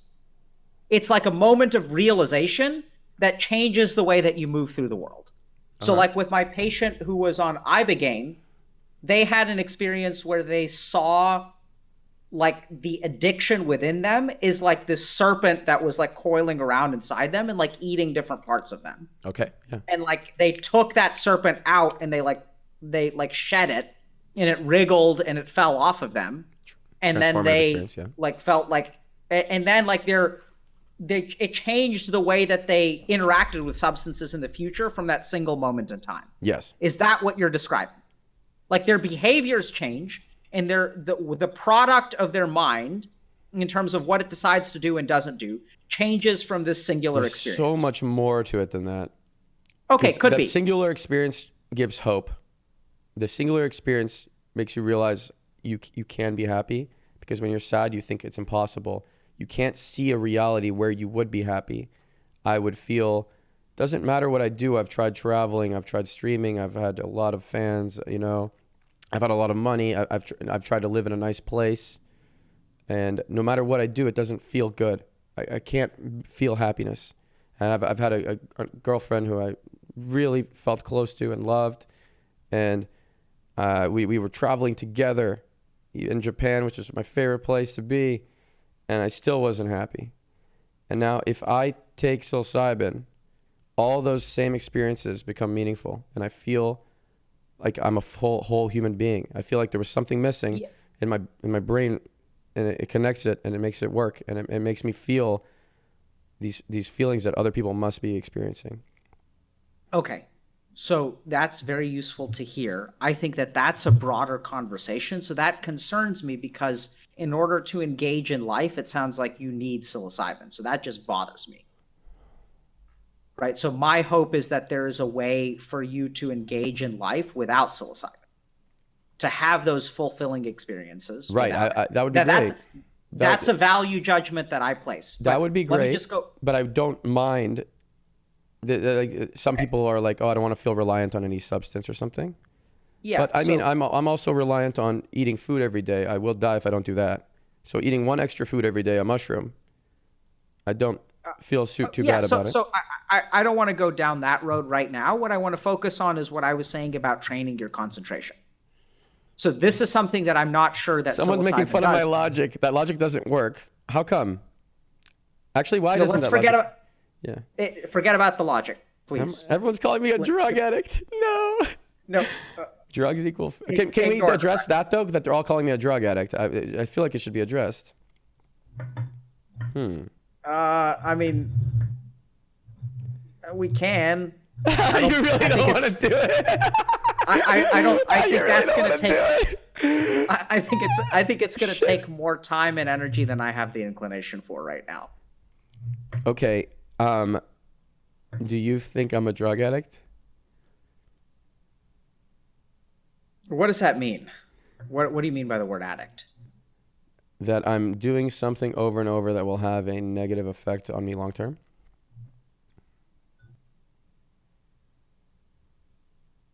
I think what you're doing is not healthy. I'll put it that way. Okay. So I don't know what effects. So like scientifically, we don't know what the chronic effects of psilocybin use are, right? We just don't know. Okay, and we all have then you don't think biological it's not healthy. You don't know because they don't know. Yeah. So I think what you're doing is not healthy. I don't know if what you're doing will have. You don't know. There's if difference between... No, but you don't know if it's not healthy. To be clear. Exactly. So I think what you're doing is unhealthy for a whole host of reasons. Okay. But that doesn't necessarily have to do with you being dependent on a substance, because generally speaking, psilocybin is not a substance that you form a physiologic dependence to. Good. Right? So like when we think about addiction, we think about someone who's developed a physiologic tolerance to a substance. So I am addicted to caffeine because if I don't have caffeine, I have withdrawal. Yeah. So I don't drink caffeine. I don't drink alcohol. I don't smoke weed. I don't do any of those things. Yeah. So the other problem with this conversation, the reason that I'm hesitant to engage in it is because it's not about logic, right? There's way more here than logic. There's values, there's judgments, there's perceptions. I'd love to explore all those, but we don't have time today. We can explore all of those next week. Yeah. That's a long conversation. I get it. What I want to zero in on, just because maybe no one else gives a shit about this, but I feel like it's important. Let's do it. People ask questions about the difference between meditation and psilocybin. Okay, yeah, let's do that. Let's zero in on that. So meditation offers lots of benefits, and it's not just the state of samadhi. So the state of samadhi is, I think, what psilocybin gives you, which is sort of like a state of self outside of the mind, which gives you a sense of peace and realization. Fine. Arguably, meditation leads to other kinds of benefits, right? So they're like spiritual powers, which people claim that you can gain through meditation. I won't comment on those today, although if people are super interested about that, we can talk about that. I don't know if psilocybin lets you do those things. The thing that I will be very concrete about is that there is a particular practice of meditation. The first stage of meditation is dharana, which is not actually a state of mind, it's a practice. So when I sit down and I say focus on your breath, and my mind starts to wander, and I train my mind to come back to the breath, and it wanders again, and I train it to come back, Yes. and it wanders again, and I train it to come back. Every time my mind wanders, it's like doing a mental push-up to focus my attention back on the thing. You're getting better at focusing your attention. I agree. And so it's like basically like going to the gym for your mind, because you're going through a particular redirection of attention time and time and time again. And what that means is that when I intend my mind to go in a particular direction, I get better at training the mind to follow my commands. Yes. So I was arguing that I do the same thing on psilocybin, because I start my day and I'll train my mind to, okay, here's allocate my time in a certain way. I need to work on Everland for 2 hours right now. I've never been able to, like, you know, schedule things, or because I started doing it, I'm able to schedule things all the time. So now I can have every single week I stream on a certain day and a certain time, and I never could do that before. If you're not on psilocybin, are you still better at that stuff? Yes, it's having some lasting effects when I'm not on it. So I am still a little better, but no, I don't. So, I can't like clean my room or organize things or be super punctual. But when I'm on it, I can be really punctual. I was more punctual for this meeting than you were, right? Yeah, you were, absolutely. Yeah. And so I think that's so that I don't know. I mean, because it's kind of like you're saying, like, I can function on caffeine. Right, but yes, it's a very similar effect to caffeine, actually. Yeah, but that implies to me. So that's not how meditation works, though, because meditation, but it's both, right? So it's giving me the caffeine feeling of I can function, but it's also giving me the perspective feeling, the step back feeling, that I can direct my attention feeling. Maybe you can also direct your attention on caffeine better. Yeah, I guess probably you can. So let me put it this way. You don't think I'm doing the mental push-ups, is what you're saying. I don't think you're doing the mental push-ups. I'm trying to figure out if I am. Yeah, I'm not sure. Yeah, so that's why I want you to try it. Maybe you'll know if you're doing the mental push-ups. And if you're doing the mental push-ups, that'll help advance people's knowledge of the connection or the similarities between psilocybin and meditation. Just by you trying it once, you can figure it out. Yeah, so we also need to have a conversation of why it's so important for you that I try psilocybin, right? So, like, what does that mean to you? It means a lot. I'm getting I can see that. Yeah. So we have to understand why it's so important to you. Because I want to know if I'm going on the correct life path by trying this every day, basically. Right now, you're in disagreement that I am. Okay, and then I didn't say that. The FDA approval is leaning towards maybe this will be an antidepressant. I didn't say that you're on the wrong life path. Yeah. I never said that. Right, but you think I'm doing something unhealthy. Now I think if you try it, then but didn't you'll we just know. have a long conversation about how things like make us the people that we are, and that things that may be perceived as negative? Yes, we did. So I don't think that you're on the wrong path. You asked me a question, and I'm not talking to you. I want to know. Yeah, I want to know. I wanted to know your answer. You're the one who's asking me, do I think it's unhealthy? You're the one who wants me to try. Right, because I value your opinion. I value your opinion so much on this topic, and the only way I can really get your opinion is if you try it. Okay, so I think we should have two conversations now. Yeah. One is about why it's so important to you that I try psilocybin. That's what we're having right now. Yeah. And the second is, this whole issue of whether you're an addict or not, and if you want to talk about that, those may be related. Okay. But anyway, I think, I think those are both full conversations, which I'm more than happy to have. I'm thrilled that you're very interested in it, and I'd love to have those conversations. And it sounds like we've got more stuff to talk about. Great. I just kind of have to wrap up in a little bit. Yeah, that makes sense. Yeah, it's been 2 hours. People want to have questions. Do people have questions? Let me just look real quick. Let's do a question answer thing. Yeah, I can look at some questions too. Anyone have any questions? I'll read them right here. Fastest 2 hours of your life. Yeah. Sorry. Okay, guys, can you stop making fun of me for trying to get a psychiatrist to take drugs, please? I'm sorry. Yeah, I'm not offended, and I don't think it's an appropriate. I think if people want to make fun, like, Twitch chat is Twitch chat, so they're going to make fun of what they I know, want it's kind of funny, dude. It's pretty funny. I think it's actually a really important conversation, but I do think Twitch Chat is picking up on something that there's a very, I mean, I don't want to use this word, but it feels right. There's some desperation within you for me to try psilocybin. Like that's what it feels like. Yes. I feel because as soon as you do, and I don't want to be too pushy, which being too pushy for sure. But I know that as soon as you try it, you'll be able to tell me if I am doing these mental push-ups. If you tell me I am doing the mental push-ups, I'll feel better every single day. So here's the problem that I have with this in 2 seconds, Reckful. You need to stop living your life based on my validation. You have to decide for yourself. That's true. Right? That's the fundamental problem. So I've already decided for myself I want to do it. But then I don't think you have. Then the reason I'm reaching out outside Because for other opinions, I'm reaching out for other opinions because addicts do the same thing I'm doing. Like an actual heroin addict would do what I'm doing and decide for himself that it's what he wants to do. Exactly. So I need your opinion. There is a part of you that has doubt, and you are looking for me to settle that doubt. I'm not going to play that game. Oh, no, I didn't present this right. So it doesn't mean that we can't talk about it again, but my initial reaction is that you're looking for a green light from me, which the problem with that is not whether I give you a green light or the red light. The problem that I have with that is that, like, Reckful, you need to stop looking to me for green lights. This is a decision that you have to come to on your own. Huh? I kind of like looking to you for green lights right now. I know, and I'm going to give you the green lights that I'm ready to give you, but for the rest of it, let's talk about it later. Okay. Let's do Q&A. Sure. Dodge. Q&A. I'm going to stealth. I'm getting him to try it, by the way. You'll see. Okay. TwitchCon, Amsterdam. So I have a few questions here that I can ask. So let me just see if these are for...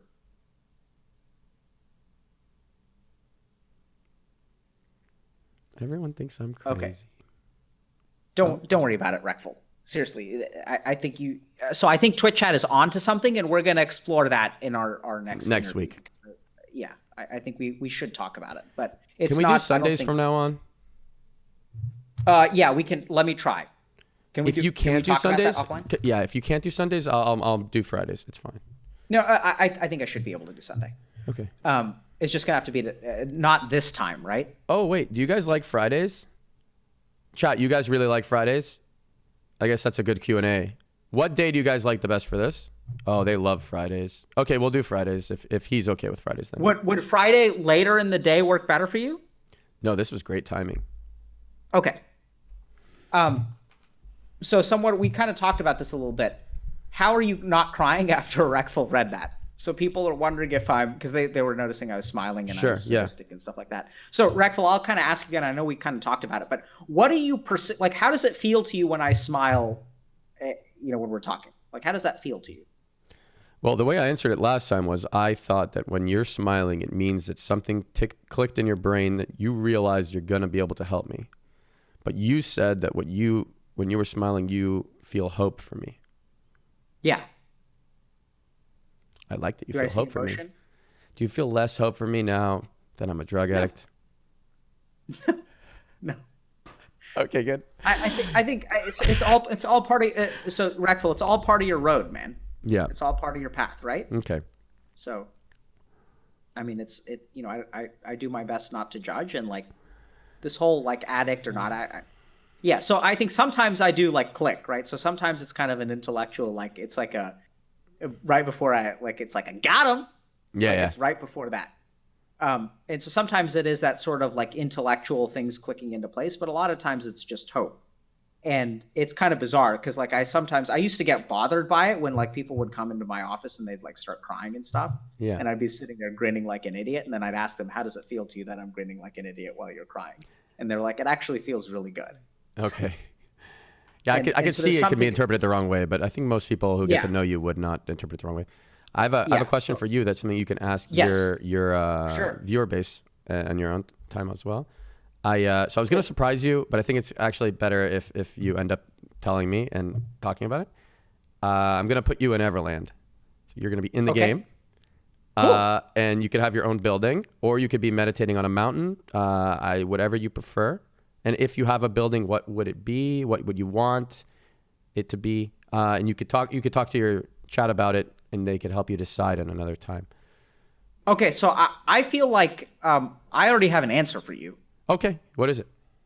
And and if this is a cop out, I'm going to ask chat because I feel like I don't think this is a cop out, but I think it should be whatever you think it should be. Oh, okay. Yeah, I'll do that. Sure. I want you to build it. So like whatever inspired me to put you into the game, like put me into the game in the image that you feel is appropriate. Okay, great. I got it. Okay. Yeah, great. Yeah, Thank you. nice. So I have a question here. Is it okay to meditate after smoking weed? So marijuana, I think, is a whole different ballgame. So marijuana, I'm not a big fan of. I'm not either. Marijuana also has a lot of good treatment uses. So, for example, like the best evidence for marijuana, like glaucoma, right? Not just glaucoma. So, like the most important clinical benefit that I've seen from marijuana is people who have opiate addiction and start using marijuana reduce their dependency on opiates. Okay. And so, like from a public health standpoint, like people are dying. Like I think 76 people every hour die from opiate overdose, or 176 or something like that. And so, any substance that causes people to use less opiates, I think there's room for. I have some patients that have depression and use marijuana from time to time. It's kind of funny because they come here and we do like meditation and all that kind of stuff. And then one day, like months after we've been working together, like, by the way, I smoke pot from time to time. It really helps me feel better. Yeah. And then I ask, okay, how much do you smoke? And I'm like, okay, like, look, you're yeah, gonna live your life. The downsides of it are it's difficult to have motivation. Yes. Yeah. Mm-hmm. So this is the real problem with marijuana, is that marijuana is a cannabinoid, and a lot of the receptors around behavior and habit have to do with cannabinoids. And this gets like super complicated, but basically when we look at, and so I think the real problem with chronic marijuana use is that it destroys your motivational circuitry. And so like if you have trouble finding a job or you have trouble studying or things like that, by destroys, it's unclear how much damage it does and what that looks like. But it really hampers people's abilities to have an intention and follow through with that intention for productivity. I've seen that firsthand on a lot of my friends. And so the people make counter arguments, right? Because they say like, oh, you have like, so I have someone, I work with someone who, I'm sure this is not going to be identifying, but I've worked with people at like major places like Goldman Sachs and Google who use marijuana on a daily basis. And the counter argument is, but there are super successful people who work at these institutions and use marijuana on a daily basis. And I say, yes, that's correct. That's true.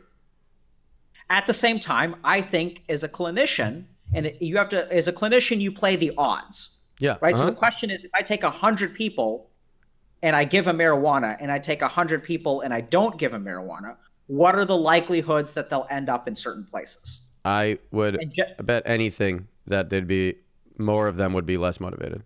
And that's what we see. So there's data to suggest that, right? Okay. Which doesn't mean that an individual, it doesn't like, and this is a big problem, is for a long time people thought that marijuana affected IQ.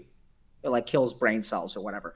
I've never seen a situation where I think it affects like raw IQ. I think what it affects is executive function, which is like your frontal lobes, which is like being able to plan and execute complicated tasks, and it affects motivation.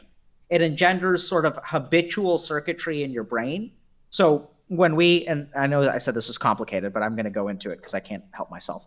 So when we first start to do an action, and that action feels good, that is mediated by dopamine in something called the mesolimbic circuit. So early on, actions, like when I wake up and I have my first cup of coffee ever in life, or let's not use coffee, let's use alcohol, for example. And maybe this is a bad example because alcohol does things to your brain. So forget about the effects of alcohol in the brain. Actually, let's use video games. Okay, there you go. Yeah, that's a lot better. Yeah. So when I first play a video game and I say like, oh, this is lots of fun, that's dopamine acting in my mind, in my brain, okay? So dopamine reinforces a behavior through the experience of pleasure. But what happens when people become addicted to games is they play the game for like 10 hours a day. And if you ask them on hour 7, are you actually having fun? They say no. Like they don't remember yesterday where they played 14 hours of Diablo as being like one of the best days of their life. But I do remember like LAN parties where I still remember like the LAN party where I played Left 4 Dead. And it was like a blast, man. Like, I remember that. It was so much fun. I was with my friends. We were trying to survive from zombies. It was like a blast. I remember specific gaming experiences of my life because they released dopamine. Yeah. Playing games on a couch with friends is so fun. And I after Everland, maybe I want to make some sort of, my lead artist, Frank, is really passionate about this too. Make some sort of game that gets people to do couch co-ops again. Because hanging out with your friends. I'd love that. Yeah. But so at the beginning of a behavior, it gets reinforced by dopamine. Over time, that neurotransmitter changes and it becomes a cannabinoid. So endocannabinoids have to do with actions related to habit formation. So once something becomes habitual, you don't enjoy it anymore, but you do it anyway, right? So if we think about like a behavior, everyone thinks that behaviors are reinforced by dopamine and pleasure circuitry because by now gamers are pretty smart and they're into neuroscience and they're into drugs of, so they like study about the brain and they read about the brain. Everyone knows about dopamine. What people don't know is that if you think about a habit, so if you think about a habit, like you don't enjoy the things that you do habitually. That's why gaming's become less fun for me. Yes, because what happens is it starts to engender the neurotransmitters involved are cannabinoids, which have to do with habits and no longer have to do with enjoyment. So I think when you flood your brain with cannabinoids, now this is my theory. We don't really know. So we know that marijuana reduces motivation. We know that marijuana is a cannabinoid. We know that there are some circuits of the brain, and I'm going to have to brush up on this and get back to you guys because I'm a little bit rusty. So take what I say with a grain of salt. And we know the neurotransmitters of cannabinoids, and we know that marijuana reduces motivation. So my hypothesis is that since you're flooding your brain with cannabinoids, you're reinforcing a habit cycle around whatever the marijuana behavior is, which generally speaking is not productive. And so my sense is that like cannabinoids are not good because, or it's not everything in medicine and everything you put in your body has like a benefit risk analysis. Well, in this situation, good for you. You want people to be motivated and whatever. If someone wanted to just, chill forever, then that would be good for them. Yes. Yeah. But I don't think that would be good for them because I think what they would be doing is chilling. And now this gets back to the question, should I use marijuana before I meditate? So let's think about why someone would want to use marijuana before they meditate. Chances are the reason that marijuana before meditation makes meditation way more productive, which it does for many of the people that I've taught, is that it quiets your mind for you, right? So then what happens is when you sit down to meditate, you feel like you have a more productive meditation session because the marijuana is reducing the activity of your mind. But if we think about it, part of the benefit of meditation is being able to wrestle with your mind in its current state. Yeah. So it's basically like what marijuana does is it's like if you go to the gym and you're trying to train your attention and concentration and your ability for follow through. And I talked about this last Sunday. Not last Sunday, but the last Sunday stream I did was all about dharana. And dharana is basically like why I think people struggle to accomplish their goals. And it's not, what dharana means is focus. And just as an example, so if I wake up on January 1st, 2020, and I say, I have a New Year's resolution and I'm going to lose 100 pounds. And if you stop and you look at the mind in that moment, their resolve is 100%. It's not like half-assed, it's 100%, right? Their passion for their goal is like complete and pure and wonderful.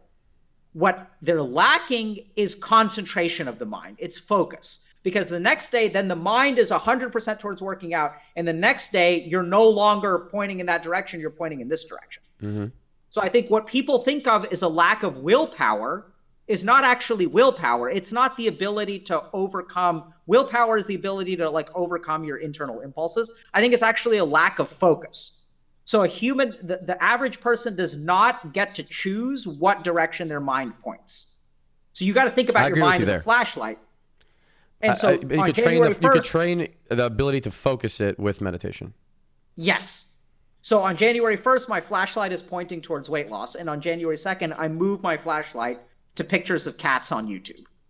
And the dharana is the practice of training your mind to put the flashlight where you want. Yep. And so if we think about meditation, why do people want to use marijuana with meditation? It's because it's less trouble to focus your flashlight, which in turn makes it easier to get to states of samadhi. And people think about productive meditation as states of samadhi, right? Which is like the no mind state or whatever. So people think like marijuana assists their meditation. And in a sense it does, because it is easier to facilitate that. But I think what you're doing is you're missing out because you're going to the gym, and instead of like lifting a 50-pound weight, you're taking all the weight off and you're making it easy for you to do carbs. Gotcha. Yeah. So I don't think marijuana is good to use in terms of an assistive aid for meditation, but I fully understand why people do it, because people don't understand that, Yes. meditation does a lot of different stuff, and it's not just getting to the state of no mind and blissed out. That's not all that meditation is for. There are a lot of other benefits of meditation. Yeah, another thing, marijuana also helps you fall asleep, but I think it's the same thing. It's just, you could use the same analogy. It's you're getting worse sleep when you sleep after weed. I don't think you get to REM as often. I watched Matthew Walker, some sleep expert, talk about it, and it's when you're trying to sleep with weed.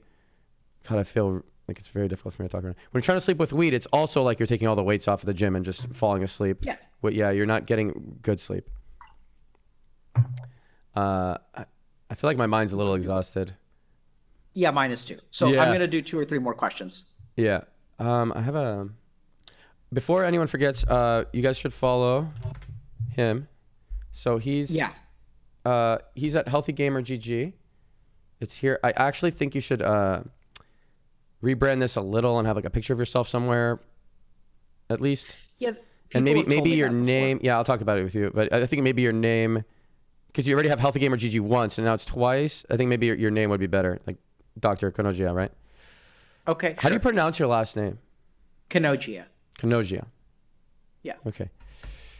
Okay. Yeah. What else? So I'll link it in the chat here. And also follow him on Twitch. Is here. Okay. Twitch is here. Boom. Oh, I heard myself. I don't like that. It's because I opened his Twitch stream. And then I assume most of you already follow me. Yeah, so you guys should follow Reckful. I mean, everyone knows. Maybe his fans don't. So yeah, if you guys are interested in me. No, I mean, dude, not half, 80% of my fans came from you. How do I link to you? Boomer. You're trying to figure out how to link there to we go. me? Yeah, my mods have figured it out. Okay. Yeah, so you guys should. Reckful's awesome. So I'm actually a fan of Reckful's. Wait, so if you wanted to type in a URL to get to my channel, could you do it? Yes. Okay, just making sure. It's just twitch.tv/Reckful, right? Yeah, you got it. Yeah. Oh, you just, yeah. My mods posted it. They posted it? Okay. But I know how to find. I didn't know what your actual name on Twitch was. Okay, yeah. Because like a lot of because I know you're Reckful, because I remember watching your PvP videos from a decade ago, which by the way are still taken down from YouTube for. I know. I saw. I looked. Yeah. At YouTube for the video. I told. So it wasn't on my channel. The video you've seen, I guess Reckful 3 is probably the one you saw. It has like 5 million views. Yes. Yeah. So it wasn't on my own channel. It was on a small channel with like 20K subs called Complexity Gaming, which was my sponsor at the time. But they apparently got sued for some intro they used, sounds of something on their intro, and they're still dealing with that. It was a cool video, man. Yeah, it'll be back up someday. Okay, can we just do 2 or 3 more questions? Yes, you do it. Okay, so people are saying, why do yogis in India smoke cannabis regularly and religiously? So this is a great question. So not all yogis, in fact, I'd say a very small minority of yogis use cannabis, and it is used as part of their spiritual practice. So the yogis who use cannabis are part of a kind of tradition called aghori sadhana. Ghor means fear. Aghor means without fear. So they do things, they live what they basically do. So this is actually a great question, because we were talking earlier about how an experience is just an experience and it isn't like good or bad, and good or bad is what we attribute to it. So the goal of their sadhana is to do practices that normally engender fear and to do them with tranquility. So the Aghori Babas, who are also apparently really good at giving boons and cursing people, so they do use marijuana. Sometimes there are like Himalayan yogis that use marijuana as well. But I think most of the pictures that people see are oftentimes of naked yogis who are covered in ash and are smoking pot and are unclean. So these people live in cemeteries. They coat themselves with the ash from cremated bodies. And they also do things like eat meat, drink alcohol, and sometimes practice cannibalism. So like the reason that they engage in all of these things is to like do these practices with like complete tranquility of mind, and it's kind of like stepping in dog shit. So stepping in dog shit is my new tutorial version of Aghori sadhana. Uh-huh. The other thing about Aghori sadhana is it is recommended by a guru for a particular period of time.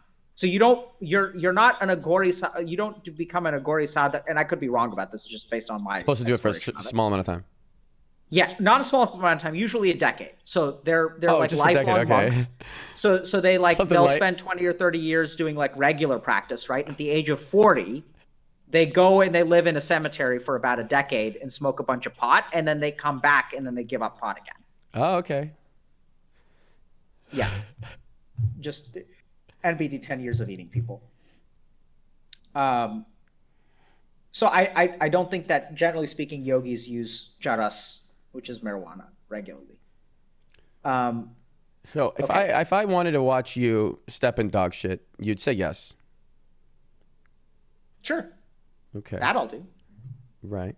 I'll step in dog shit. Is that something people are interested in seeing? No, yeah. Where do you draw the line? So you won't eat people, I assume. I won't eat people. Yeah. That's correct. What would you do that they do?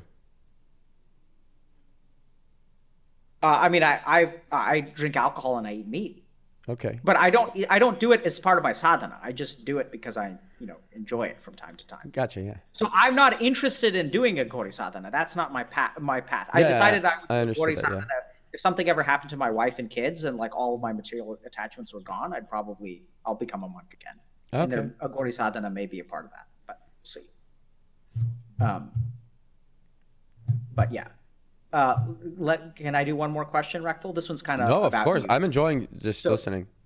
Do you think Reckful is looking for an easy way out of his depression? If so, do you think that his approach to his depression ultimately leading to the root? If so, do you think that is his approach to his depression ultimately leading to the root of his depression? I understand. Okay. So I think the question is, do you think Reckful is looking for an easy way out of his depression? And do you think that looking for an easy way out of your depression is the root of why you're depressed? That's what I think the question is. I hope it's a no. What do you think? Do you think you're looking for an easy solution to your depression? I was looking for any solution, so that part he's right, but it's not the reason I'm depressed. I was depressed to start with. Yeah. So I don't think that you're looking for an easy solution. In fact, even though this solution feels good, and remember, boys and girls, we're not treating or diagnosing any medical illness. I think that what you're doing, would you describe this as easy? No, I mean, I fucking cry my eyes out. Yeah. So I think like people need to remember that, right? Like, so what Reckful is doing requires just gigantic balls of steel. Like, it's not easy. I have really big balls. Yeah. Yeah. Are they made of steel, though, is the question. I hope so. What are they made of? I'll have to palpate them in a non-medical way when we meet in Amsterdam. Wait, what? Okay. We're just going to kill him right now. But, okay, so here's what I think is going on with Reckful. I don't think that there's an easy solution to his depression. And I think that what he's doing is hard, not just because he's doing it publicly. Doing it publicly, sure, is hard. But I think the really hard thing and what is really amazing and what I respect and why I'm invested in continuing to work with you is because you're grappling with the things that are difficult to grapple, right? Like you're zoning in to the raid. And you know that there's like a gigantic raid boss on the other side, and you're zoning in. And I don't think I've always wanted to be challenged in that way. And when I play games, I try to do the hardest thing in the game, and I try to beat it, right? So I'm trying to do that with my own life. Absolutely. And so I think that what you're trying to do is not easy. In fact, it's hard. It's very hard. So grappling with like the dark parts of ourself, grappling with that inner thing that, is painful and difficult because it's safe, right? Like it's safe to actually just continue to be depressed and use psilocybin and kind of like hang out. And but actually like dealing with your feelings and facing your feelings and talking about your loss and also like talking about there are like undertones of stuff that we haven't even explicitly talked about, which is like, what is the conversation that you're going to have with your family, because that's going to have to happen at some point. Yeah, my one disagreement with what you said is it's safe to continue just being depressed, and yeah, you added doing psilocybin to the list. Yeah, there's this feeling where you can just stay in bed over and over, day after day, and just watch a show and only get up to pee and just do it, or just watch Twitch and just do it a month in a row, and you just like can't get out of this. You just do it over and over. But I disagree that you can't, it's not possible to do psilocybin in that situation and then not get yourself out of it. Cool. I from my experience, for me, it wouldn't be possible. It's not the same for everyone. For Greek, it wouldn't be possible either. And for any of my other friends who've tried it, it's now like 20 or so people. So 20 out of 20 would not be possible to just stay in bed and be depressed. Okay. That's my experience. Yeah, so I don't think it's we need an a clinical easy trial solution. of a couple, 1,000 people would be great. Hey, 20, I mean, 20's good. And I don't think that his depression is ultimately due to, him trying to look for easy outs for his depression. I don't think so at all. I mean, I don't even know that what we're talking about has even truly been depression, because anyway, but I think you've definitely got some scars. So you have a lot of pent up emotions around, the loss of your brother and being a zombie on the inside and stuff like that. So anyway. Okay. So let's meditate and then we'll wrap up for the day. But you said I shouldn't meditate when I'm sick? Yeah, so you can meditate. I'm going to try to do a meditation that has no breathing, though. So it's not a breath-oriented meditation. Okay, let's do it. Or at least, let me think about that. How can I do a non-breathing meditation? What am I going to do? Okay, we did this one a couple weeks ago, but we're going to do this one again. It's going to be a sound meditation. Yeah, yep.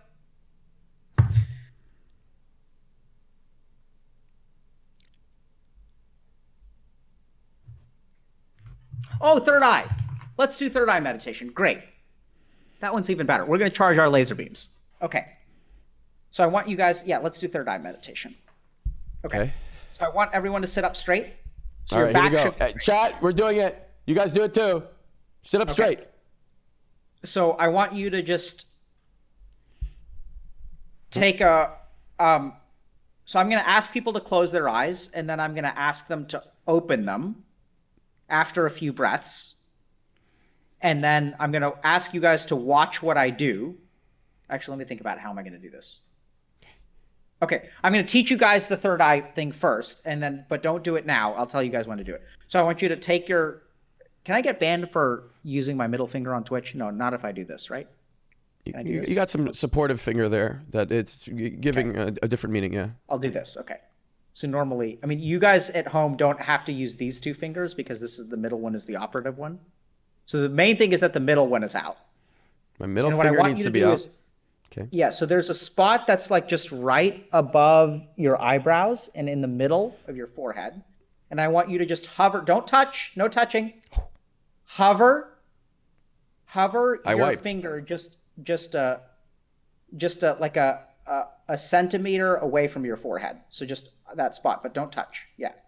So you guys just find that spot. Okay, a little bit higher, Reckful. A little bit higher. Yeah. Wait, can you see from the side? Yep, I can see from the front. Okay. Okay. So I want you guys to just train yourself to do that, okay? But you don't want to touch. Now put your hand down. So now what we're going to do, put your hand down. Now what we're going to do, I want you guys to just remember that because I'm going to ask you to put your finger over your third eye in a second.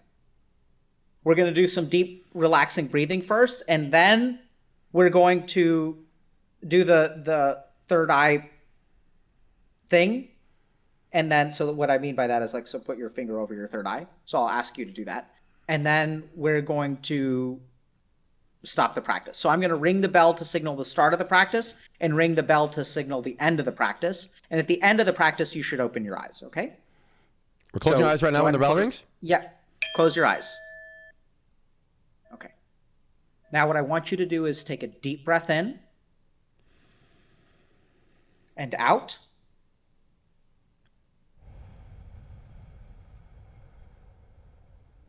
In. Out.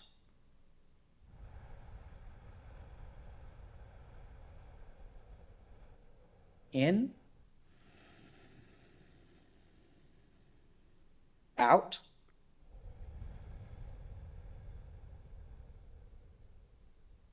Good. Now continue breathing slowly and feel the straightness of your spine.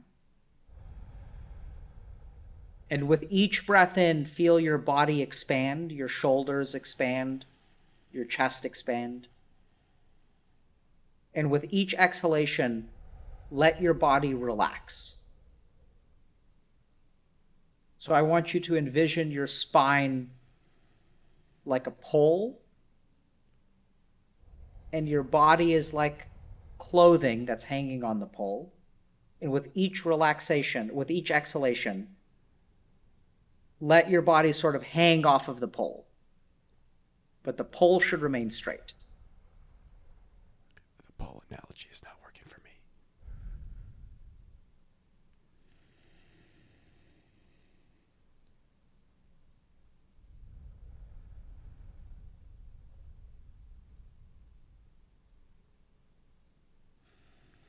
And I want you to take a moment to hear the sound of your breath.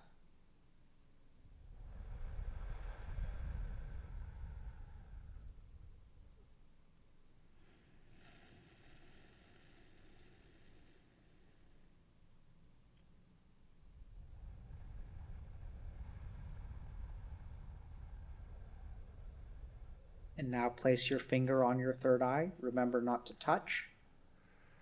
Keep it like a centimeter or two away. Ideally not touching hair or any skin.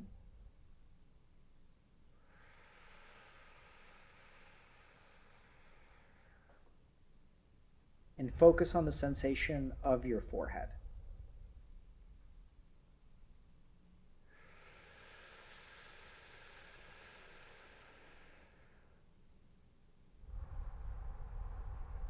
Focus on that point on your forehead.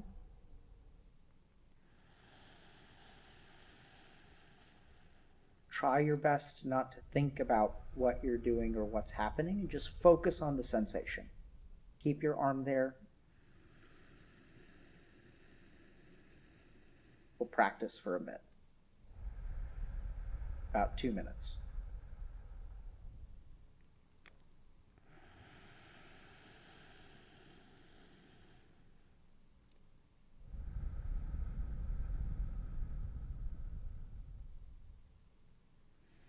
Direct all of your attention towards that point.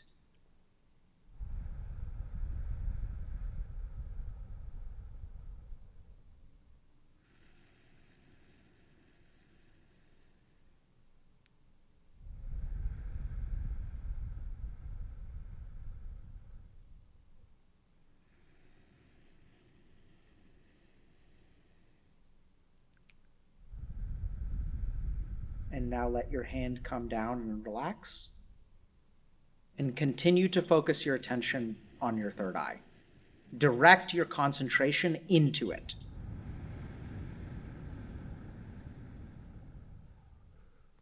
You may notice some residual feeling.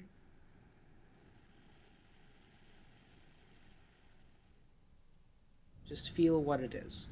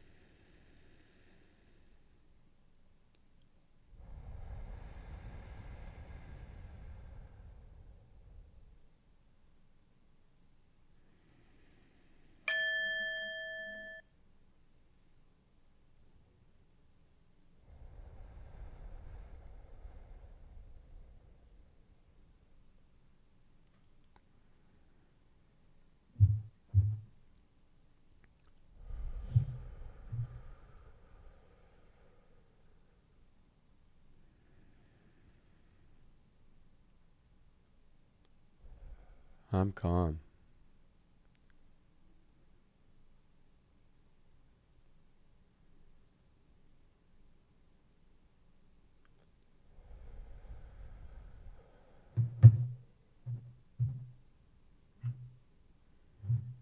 Doesn't have to be breath, boys and girls.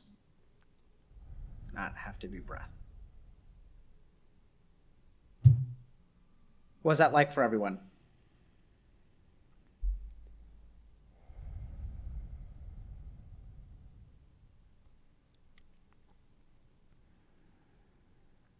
They loved it.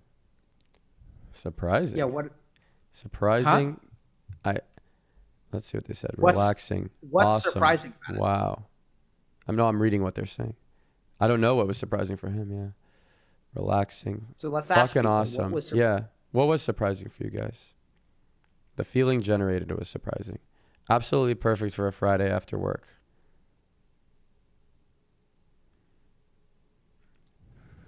Feel renewed. Actually calmed me down. I leveled up. Had a weird headache for a moment. Good.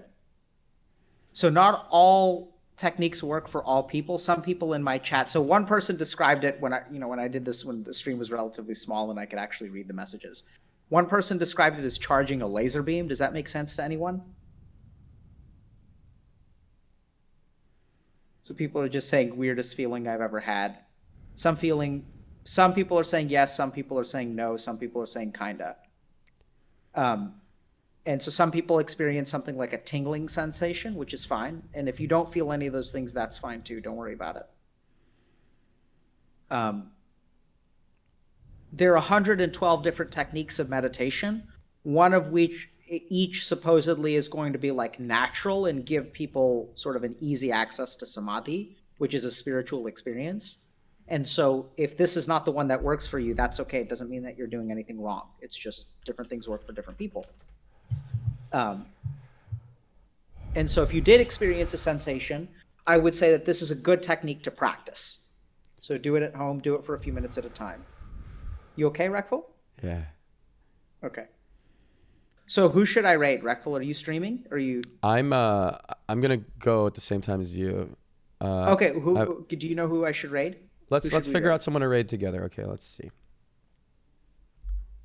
I think you guys will be friendly because you're all in a good mood and relaxed from the meditation. Do you guys Pokemane, Trihex? Pokemane. Okay, I'm gonna raid Pokemane. Pokemane? Okay, Yeah. Pokemane is good. Do Pokemane. Okay. Okay. Can we? People are saying you're don't. simping a little bit. I'm You're confused. simping. I'll simp as well. It's fine. What? We'll talk about it next time. I'll see you guys next week, and we're doing this next week on Friday. Yeah, I think Okay. so. Let me just look. Okay. Yeah, we'll do it. Wait, hold on. Okay. January. Okay, yeah. So it may have to be a slightly different time because I think I have someone else. But I since we leveled up so much, I told Stream that I'd stream. I told people that I'd stream for longer, so we can do Friday. Okay. So we'll do next Friday. Okay. See you then. Thank you so much for today. Okay. Thank you. Love ya. Love you too, buddy. See Take ya. care.